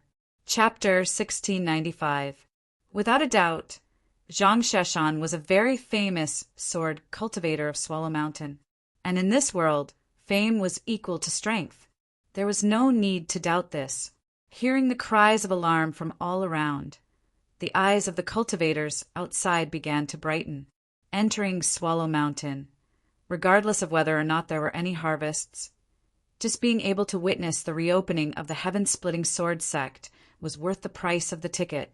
The only thing that left them a bit regretful was that such a lively event had been far too quiet. From start to finish, they hadn't heard a single sound, much less witnessed sword cultivators killing each other. They hoped that this Zhang Xiashan would be able to stir up some noise. It didn't matter who won or lost. What was important was that it would be lively. Otherwise, if they watched a mute show, they wouldn't be able to brag about it to others in the future. Countless people held their breaths, watching with rapt attention. Zhang Xiashan raised his head, his gaze falling upon the heaven-splitting sword sect's stone steel. A complicated expression flashed through his eyes. Taking a deep breath, he raised his hand, and with a hum, a sword flew out, stabbing into the ground. Sword seeking. More cries of alarm sounded out. At this time on Swallow Mountain, above the countless sword edges, light screens were unfolding. What was displayed was a real-time image of what was happening at the entrance of the heaven-splitting sword sect. Seeing Zhang Xiashan's flying sword thrust into the ground, countless sword cultivators had solemn eyes. To a sword cultivator, this was the orthodox way of challenging others. Although the methods used by Wang Cheng couldn't be faulted by true sword cultivators, they still looked down on them. Of course, this was also related to strength. If Zhang Xiashan used sword-seeking, the difference between him and Wang Cheng was like the heavens and earth. Did they think they were worthy of sword-seeking? Look carefully. Zhang Xiashan's flowing light sword has been cultivated to a high degree. It has its own variations and variations. The teacher atop the sword edge said in a soft voice. Within the entrance of the heaven-splitting sword sect, Meaty frowned, impatience on her face. She glanced at Qinyu. You go out and deal with this boy, lest he keep sending these little shrimps to their deaths. Qinyu coughed. Then, should I just go like this? Meaty clenched her teeth. With me here, can I just watch helplessly as you are hammered to death? Qinyu relaxed. Cough, that's not what I meant. Don't worry, I will definitely clean him up. He turned around and left. With a few flashes, he appeared at the gate of the heaven-splitting sword sect. Just as Qin Yu was about to step out, the cry of a sword echoed in his ears. Within the excitement, there was also an endless depression and gloominess. According to Little Meaty, the reason why the heaven-splitting sword sect's sword spirits had yet to dissipate and the sect's grand formation could still be activated was due to the existence of the sword spirits. Now, it clearly regarded Qin Yu as the successor of the heaven-splitting sword sect. He didn't know how Meaty did it, but his meat was just that miraculous. Qin Yu expressed that he was already used to it. Now, the sword spirit of the heaven-splitting sword sect was cheering him on, or perhaps he was reminding him that he had to win the first battle of the heaven-splitting sword sect after countless years. Qin Yu rubbed his nose. Although he was a fake disciple of the inheritance faction, it was just as Little Meaty had said. Since he had borrowed someone else's name, for better or worse, he had to do something. After thinking for a moment, Qin Yu raised his hand and gave a thumbs up. He took a step forward and stepped out of the gate. The sword cultivators that were standing guard the gate of the heaven-splitting sword sect or watching through screens of light all widened their eyes. They all wanted to know just what sort of character it was that had reopened the heaven-splitting sword sect. He had come out. He was very young. His appearance could be faked, but his aura could not be concealed. With the long lives of high-level cultivators, it wasn't too much to say that he was young. Moreover, he could be considered handsome. In particular, his eyes were calm and composed. It was unknown whether it was because he was ignorant and fearless, or because he had confidence in himself and was not flustered. But that didn't matter. The answer would be revealed soon. Zhang Xiaoshan took a deep breath. His eyes focused as he looked at Qin Yu. He didn't know whether it was an illusion or not, but Qin Yu felt a trace of anger and unwillingness flash in the depths of this one-armed man's eyes. Big. To paraphrase it, how am I inferior to him? Today was clearly the first time they had seen each other. So how could there be such a look in his eyes?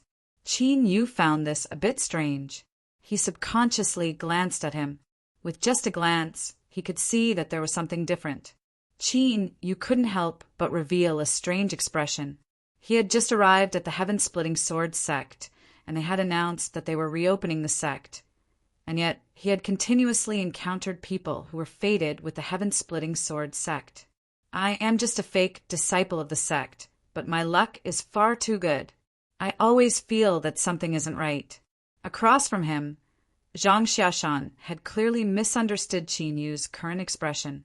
His complexion became increasingly indifferent, and his eyes turned icy cold. He suddenly said, "Do you think that you can't use a sword with one arm?" Qin Yu seemed to realize something. He didn't explain. He shook his head and said, "I don't think so." Zhang Xiaoshan sneered. But the truth is that using one arm to practice the sword is a very, very difficult matter. What others can do in a day, I might need 3, 5, or even 10 days. Moreover, there are many sword arts that I can't practice. Qin Yu furrowed his eyebrows. His expression was straightforward as he expressed his thoughts. What did this have to do with him? Zhang Xiaoshan lifted his single arm and pointed at the stone tablet. My arm was cut off at the heaven-splitting sword sect. Zhang Xiaoshan's single arm had always been a secret within Swallow Run Mountain. There were even rumors that he had obtained a great lucky chance and had to cut off one of his arms in order to cultivate. This was how he was able to use his current superb flowing light sword. But now, it seemed that this wasn't the case. Countless sword cultivators of Swallow Run Mountain revealed looks of understanding. No wonder Zhang Xiaoshan had appeared here. It was because of this old grudge. Following this, their eyes brightened. The enmity of losing an arm, to sword cultivators who relied on their arms to make a living, was no different from life or death. There was going to be a good show to watch. Qin Yu furrowed his eyebrows. He looked at Zhang Xiaoshan. According to what he saw, things shouldn't be like this. But from Zhang Xiaoshan's expression, It was clear he wasn't lying. There was likely something else here. Swallow Run Mountain, wandering sword cultivator Zhang Sheshan, please enlighten me. Zhang Sheshan said in a low voice. The sword that had sunk into the ground flew back into his hand. Qin Yu crammed in some information about Swallow Run Mountain's sword cultivators. He knew that these were the last words Zhang Sheshan would say before he attacked. Looking at Zhang Sheshan's icy cold eyes and the unyielding stubbornness, Qin Yu suddenly changed his mind. He faintly smiled and said, Heaven opening sword sect, Qin Yu. Kill! With a loud shout, Zhang Sheshan lifted his hand and slashed out with his sword. In that instant, countless streams of light appeared in the world. It was like a sparkling surface of the setting sun. As the water moved up and down, it constantly refracted a brilliant light. In a breath of time, Qin Yu's figure was submerged. At this moment, Zhang Sheshan only slashed out a single sword. But this was no different from directly sending out countless swords. And this was the terrifying might of Lu Guangjin after he cultivated it to a profound boundary. Whether it was outside the mountain entrance or in front of the light projection, the countless sword cultivators that saw this fell silent. Very strong, far stronger than they had imagined. This sword had nearly reached the limit, approaching the level of the Tao. Without a doubt, Zhang Sheshan had already cultivated the flowing light sword to the highest boundary. It was even half a step higher than the strongest. This was no longer just pure talent. It was undoubtedly a genius of the sword Tao. On the countless swords, the sword Tao grandmasters with high cultivation could not help but turn their heads and look at the heaven-opening sword sect. A talent that could be molded. Even though Zhang Sheshan had lost an arm, at this moment, there were still several elders of the Swallow Mountain who were part of the Sword Master Association who wanted to take him as a disciple. But soon, these elders who wanted to take him as a disciple could not help but frown. There was a trace of surprise in their eyes. Zhang Sheshan's sword that surpassed the peak actually did not cause any damage to Qin Yu. They were like snowflakes that came from the 9 heavens. Before they could even approach, they were burned and melted by the high temperature. There was an invisible barrier around Qin Yu. It was like the protection of a mountain range, unshakable. The Heavenly Cycle Sword Sect. On the silent swords, as the scene before them appeared, everyone could clearly feel the pressure from their sect master. The relationship between their own sword sect and the heaven-opening sword sect was not a secret in Swallow Mountain. Of course, they did not think it was their sect master's fault. Otherwise, how could there be today's Heavenly Cycle Sword Sect and sword cultivators like them? Sect Master, a sword cultivator, stepped forwards. As he bowed, the air around him was constantly cut apart. Countless cracks appeared in the air before vanishing. This disciple is willing to help and kill this person. After several breaths of time, the sect master lightly said, "You are not his match." Puff, puff, puff, the number of spatial cracks instantly rose, covering every inch of the sword cultivator's body. They were like the gaping maws of a monster that wanted to swallow someone whole. The sword cultivator looked up, revealing a proud and arrogant face. His eyes were sharp. Sect Master, Disciple Ma, Deng Feng requests to fight. Even if I die, I will not complain. There was silence on the sword peak. The sect master turned his head, revealing a face that had been torn apart and then regenerated, leaving behind a horrifying scar. He coldly looked at his disciple. After Zhang Sheshan, I still have a chess piece. If you still request to fight after he makes his move, then I will agree to your request. Ma Deng Feng respectfully bowed. Thank you, sect master. He stood up and retreated to the side, closing his eyes. The sword and tent around him instantly converged, and he entered a restrained state. The surrounding sword cultivators subconsciously took several steps back. Those that were familiar with senior apprentice Brother Ma's temperament knew that he was already prepared for a great battle. When he opened his eyes, the sword and tent around him would naturally swell. If he wasn't careful, he would be injured. The sect master withdrew his terrifying face. His eyes narrowed as he looked towards the entrance of the heaven-splitting sword sect. He knew that many people were looking at him, waiting for him to continue attacking. In truth, he didn't like the feeling of being watched by so many people. Right now, the sect master really wanted to twist their necks. He had to endure it, but he likely didn't need to endure it for too long. Once he completely destroyed the heaven-splitting sword sect and refined the sword spirit, he would be able to complete his cyclic sword art. At that time, it wouldn't be difficult for his cultivation to rise further. He was indeed fearful and alarmed. He had been filled with anticipation for the heaven-splitting sword sect's comeback, and he had been waiting for it for many, many years.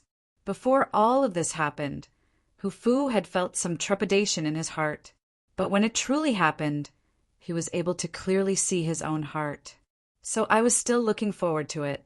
His hideous and horrifying face curled up at this moment, revealing a sinister smile. In front of the heaven-splitting sword sect's entrance, there was a deathly silence. Zhang Sheshan, who had thrust out a sword strike and stunned everyone, had already fainted on the ground. It was unknown whether he was dead or alive. And on the other side was the person called Qinyu. No one could clearly see whether or not he had made a move. He was someone from the heaven-splitting sword sect. How was this possible? Even though this scene was displayed in front of everyone, they still found it hard to believe. Zhang Sheshan's sword strike was terrifying and mysterious. It would surely be ranked as one of this year's 10 best swords of Swallow Ran Mountain. Even if they only looked at it from afar, they felt their hearts turn cold and a feeling of annihilation rise up in their hearts. But such a terrifying sword strike had actually ended like this. Countless sword cultivators felt their heads ache and their throats ache. They opened their mouths but couldn't utter a single sound. In the deathly silence, Qin Yu grabbed Zhang Sheshan and walked into the entrance. The moment he stepped in, he didn't look back. His calm voice echoed out, "If there is anyone else that wants to attack, feel free to come. But it's best if they have some strength. Small shrimps and the like, don't waste everyone's time." Bang! In the skies above the heaven-splitting sword sect, the sword phantom condensed a bit more solid. Boundless sword intent pierced through the sea of clouds, sweeping out in all directions. The sword spirit was very satisfied with this battle. With the blessing of the sect's ancestors, our heaven-splitting sword sect has produced an extraordinary successor. Chapter 1696. An old man, a beautiful maid, and a young man with a sword on his back. This was a very strange combination. Many people had gathered outside the gates of the heaven-splitting sword sect. But whether it was foreign cultivators or local sword cultivators, they all subconsciously kept their distance.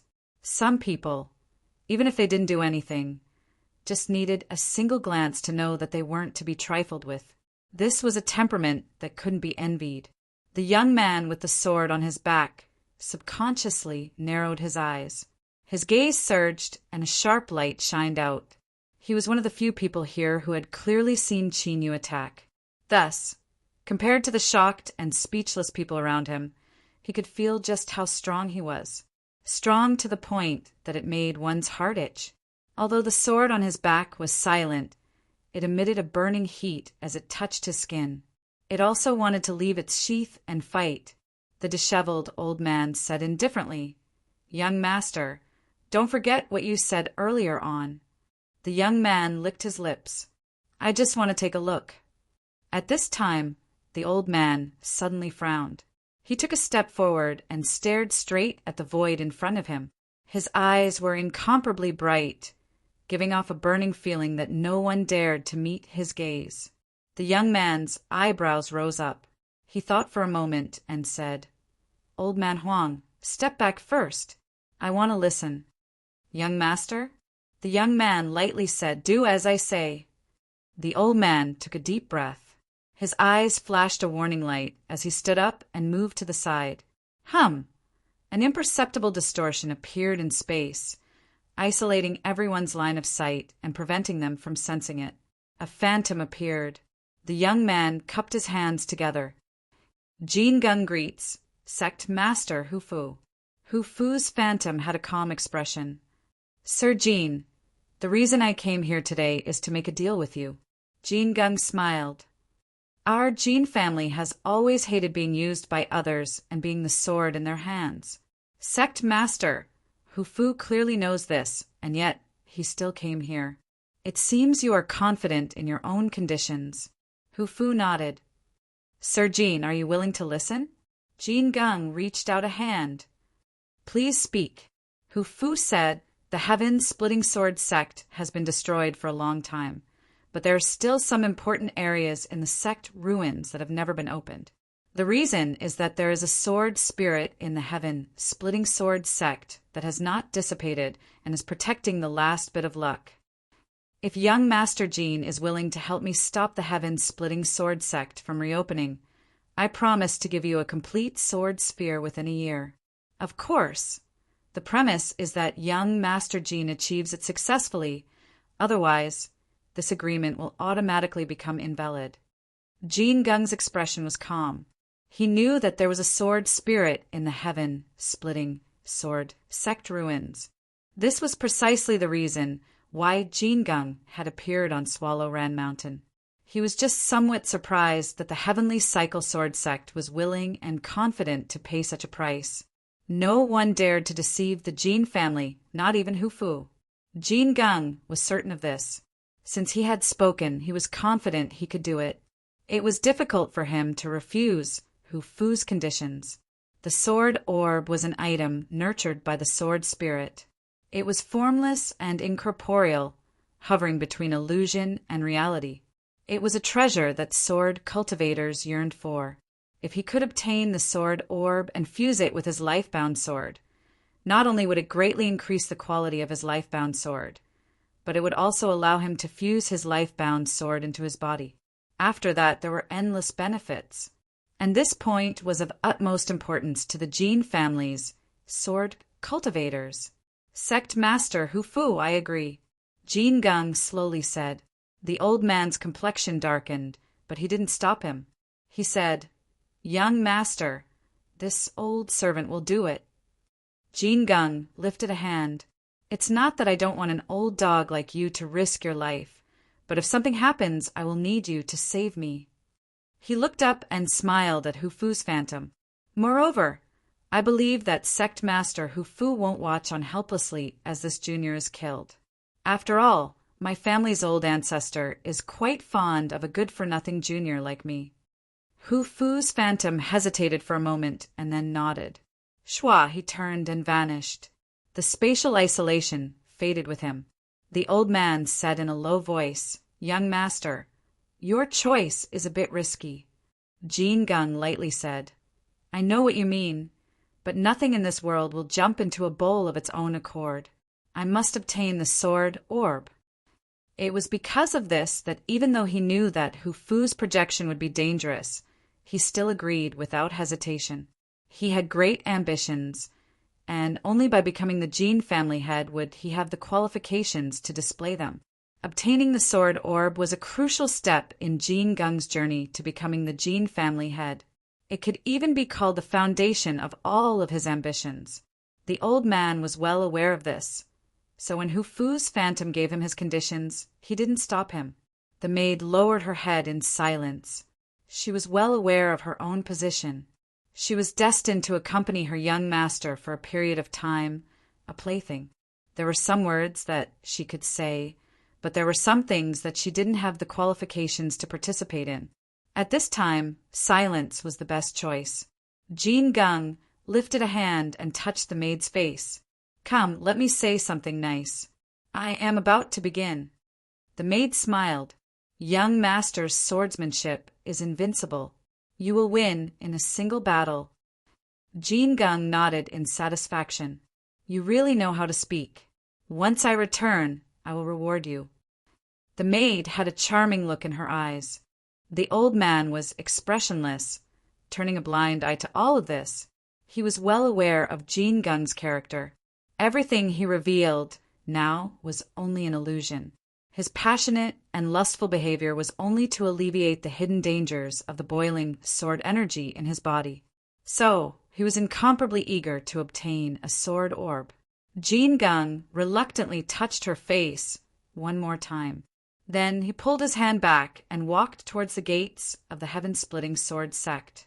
His pace wasn't too fast, but the lineup was too eye-catching. He soon attracted attention, and everyone's eyes lit up with excitement. They had their reasons and reasons to be excited. The heaven-splitting sword sect had smoothly reopened. Besides watching the liveliness and having something to talk about in the future, there was nothing else. But what if they failed? The Tao protector of the heaven-splitting sword sect and the people of the inheritance sect would suffer. Then there was a high chance that the places in the sect ruins that hadn't been broken through would open up. They didn't want to eat the meat.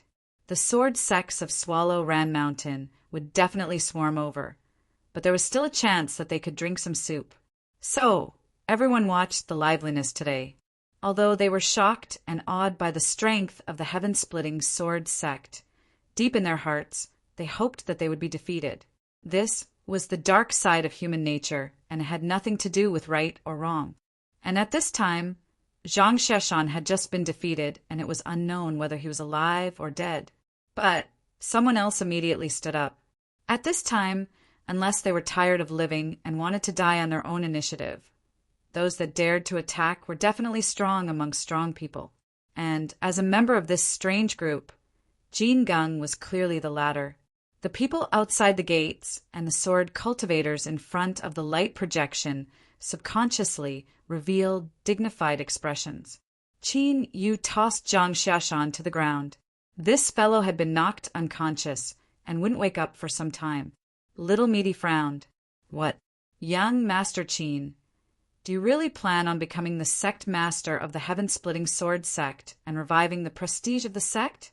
Or are you addicted to taking in people? Qin, you said that if I borrowed someone else's status and name, I would have to do something. Just consider this repayment. Little Meaty coldly sneered. Is that what I meant? Qin Yu rubbed his nose. That's how I understand it, and you have to admit that this is much more believable. Little Meaty coldly snorted, likely tacitly agreeing. She looked away. Think of a way to deal with the person you brought back. I won't care. Qin Yu smiled and nodded. No problem. Just as his voice fell, his eyebrows shot up, surprise on his face.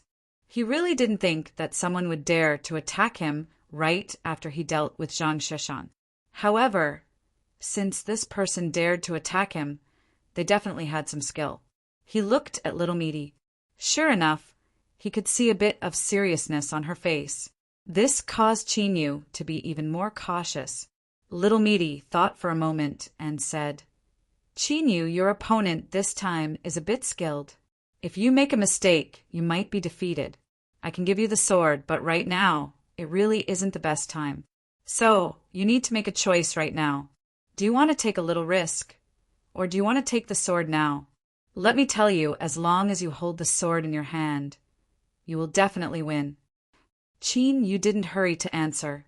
He thought for a moment and said, If I don't hold the sword, what are my chances of winning? Little Meaty said without expression, 6 losses for wins. Qin Yu rubbed his chin. 4 wins, that isn't too low. Little Meaty said, Qin Yu, you might not understand. When I said there was a bit of risk, I meant that you might die, because if I were to interfere, I would definitely be stopped. In a battle between sword cultivators, life and death is often decided in an instant. Qin Yu frowned. Then let me think about it. He took 2 steps forward and looked up. If I take the sword now, will I lose much? The future is impossible to predict, but according to my best guess, there will be a lot. Qin Yu arched an eyebrow. Then I won't take it. Think carefully. Qin Yu smiled. Little Meaty, it might be because after you appeared by my side, there were some things I displayed that caused you to misunderstand. His expression was calm and his eyes were firm. I, Qin Yu, although I have many lucky chances that allowed me to reach where I am today, they were all obtained by myself. Believe me, although I don't do this much right now, I am really good at it. Little Meaty humphed. She looked up. If you aren't afraid of death, then do as you please.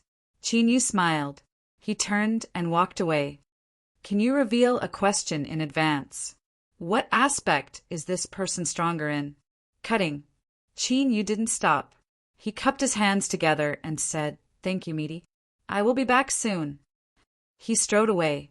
Little Meaty looked outside the mountain entrance, a thoughtful look on her face.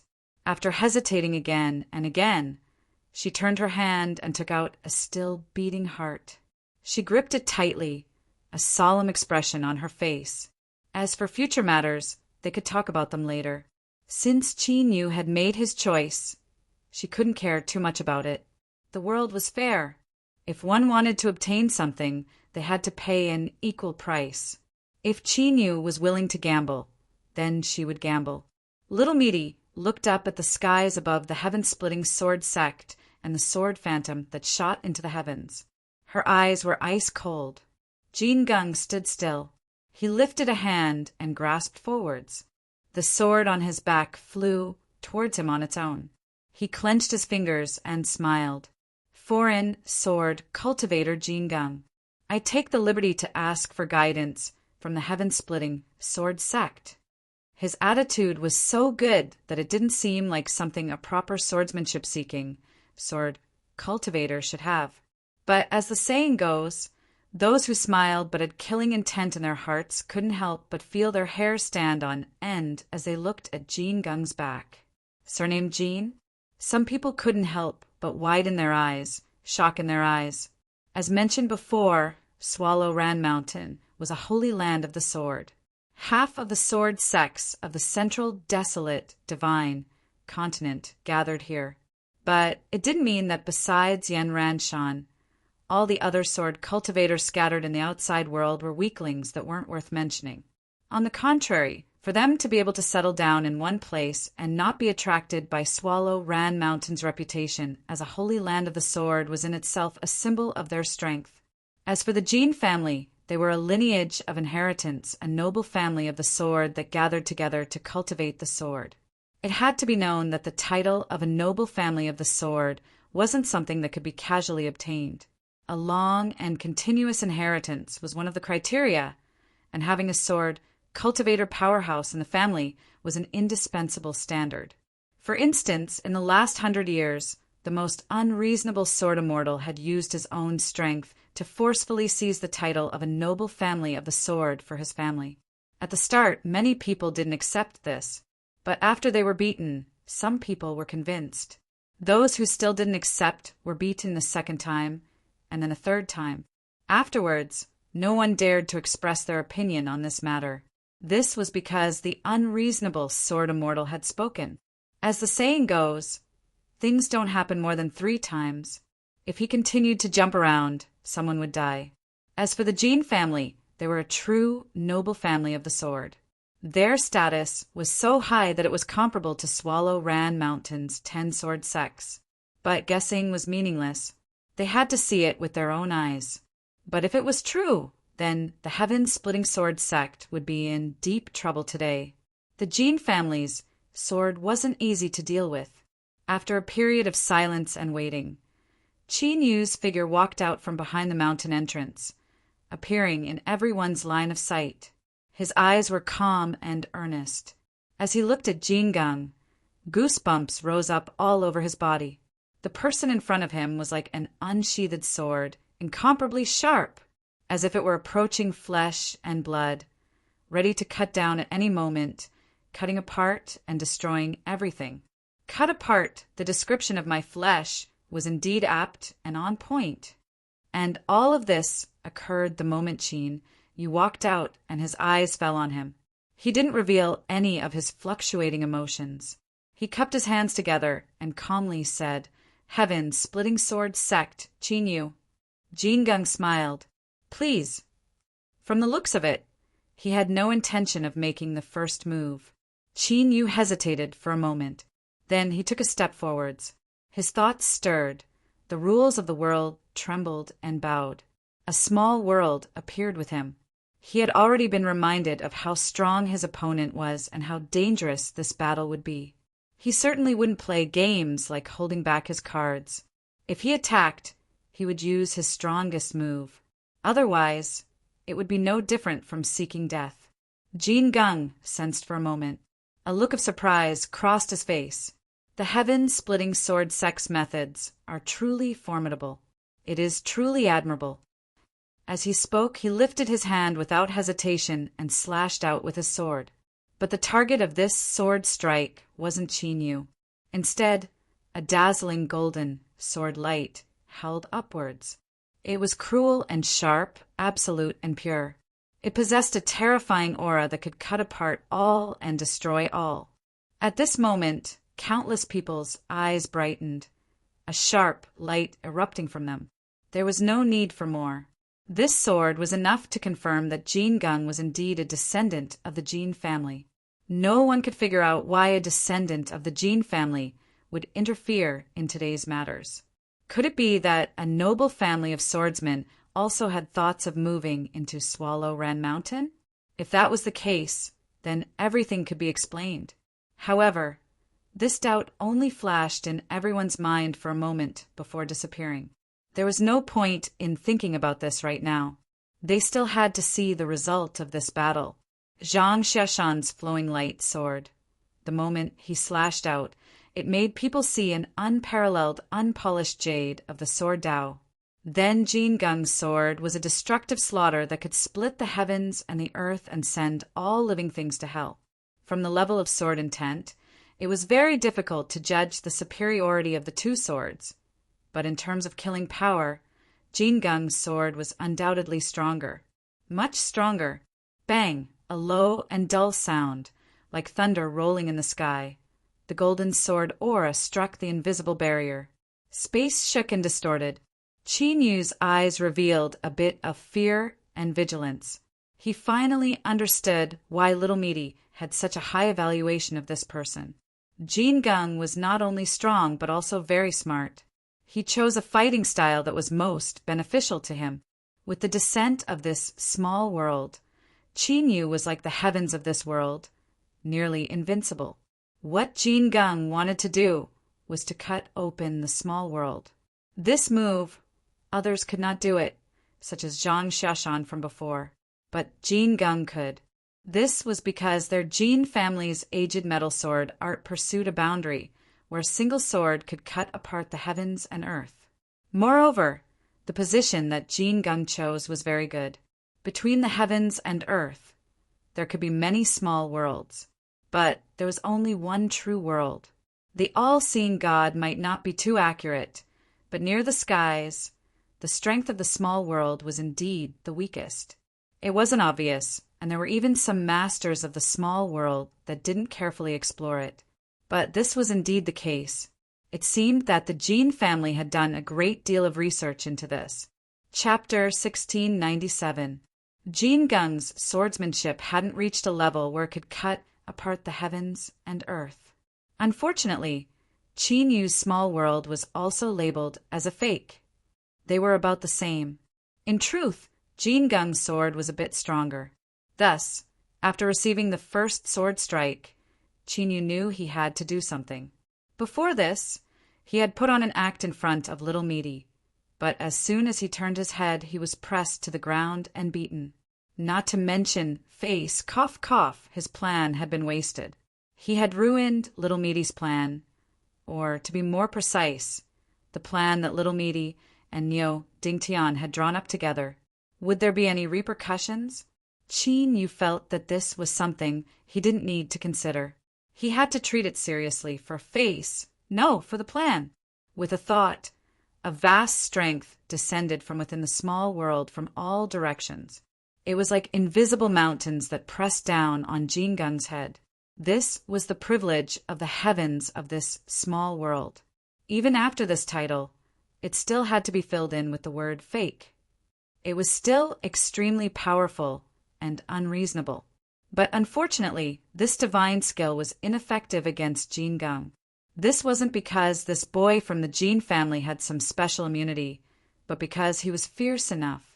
His entire body was filled with an invisible sword aura, tyrannical and fierce like fire. If a mountain came crashing down, he would shatter it. He had forcefully forced Qin Yu's divine skill to the point where it couldn't approach him. Naturally, it couldn't affect him in any way. But at the same time, Jin Geng didn't stop his attacks. His goal was still above Qin Yu's head, the weak point of the small world. Another sword slashed out. The radiant golden sword light caused the twisting and shaking space to become even more intense. There were many people watching this battle with keen eyes. They could certainly read the information that was being transmitted from the battle. Zhang Sheshan had already experienced the might of the heaven-splitting sword sect's small world. Not only had Jin Geng withstood the first test, but he had also slashed out 2 more times. He could be considered to have gained the upper hand. After all, the small world couldn't do anything to him, but Jin Geng could constantly strike out with his sword, and the might and efficiency of the Jin family's Golden Geng sword wasn't a secret at all. In this situation, unless Qin Yu was able to take out his hidden cards, his situation would gradually worsen and he would eventually suffer a miserable defeat. According to the rules of Swallow Mountain Sword Sect, if a successor of the Heaven-Splitting Sword Sect was defeated, that meant that they had failed to reopen the sect. As for the losers, not only were they not worthy of sympathy, but they would also be kicked when they were down. The world of cultivators had always been one of survival of the fittest and survival of the fittest. This had never changed. The anticipation in everyone's hearts was about to come true. Excitement appeared in the depths of everyone's eyes. Sympathy there was none at all. Everyone had to be responsible for their own actions. Since they wanted to reopen the mountain gates, they had to be prepared to bear the consequences. After the second sword came the third sword, and after the third sword came the fourth sword. This was not nonsense, but a clear and straightforward demonstration of Jin Geng's strength. He didn't become exhausted after a single battle, and he grew more and more valiant as he fought instead. The aura of the sword around his body seethed, and he wasn't waiting for the mountain to press down before slashing it into pieces any longer. He'd taken the initiative to attack instead, and he'd minced the space around him to the point it became indistinct. He was truly peerlessly ferocious. Qin Yu hadn't been able to display his trump card to reverse the situation. Of course, it was possible that he was hiding his true strength, but the chances weren't high. In such a situation, what was there to hide? It was completely illogical. Everyone unanimously concluded that the successor of the heaven-splitting swordsmanship sect was doomed this time. No matter how outstanding he was and how formidable he was, it was a pity that he had encountered Jin Geng, who was clearly stronger than him. As the saying went, no matter how strong you were, there would always be someone stronger than you. The reasoning was the same. How could there be someone invincible in the present world? Even if there were, they wouldn't appear here. Encountering someone stronger was inevitable. It was just that the heaven-splitting swordsmanship sect's luck was a bit worse. This time, what they had lost wasn't just Q-Sword, but also their own lives. The heaven-splitting swordsmanship sect had managed to survive, to this day was destined to be destroyed. Compared to the various sword peaks outside the mountain gates that were watching the battle through light screens, the true Sword Path Elders of Swallow Mountain revealed looks of disappointment. A powerful heaven-splitting swordsmanship sect might disrupt the current situation and affect their interests, but they still hoped to see a group of people who had once traveled together with them return.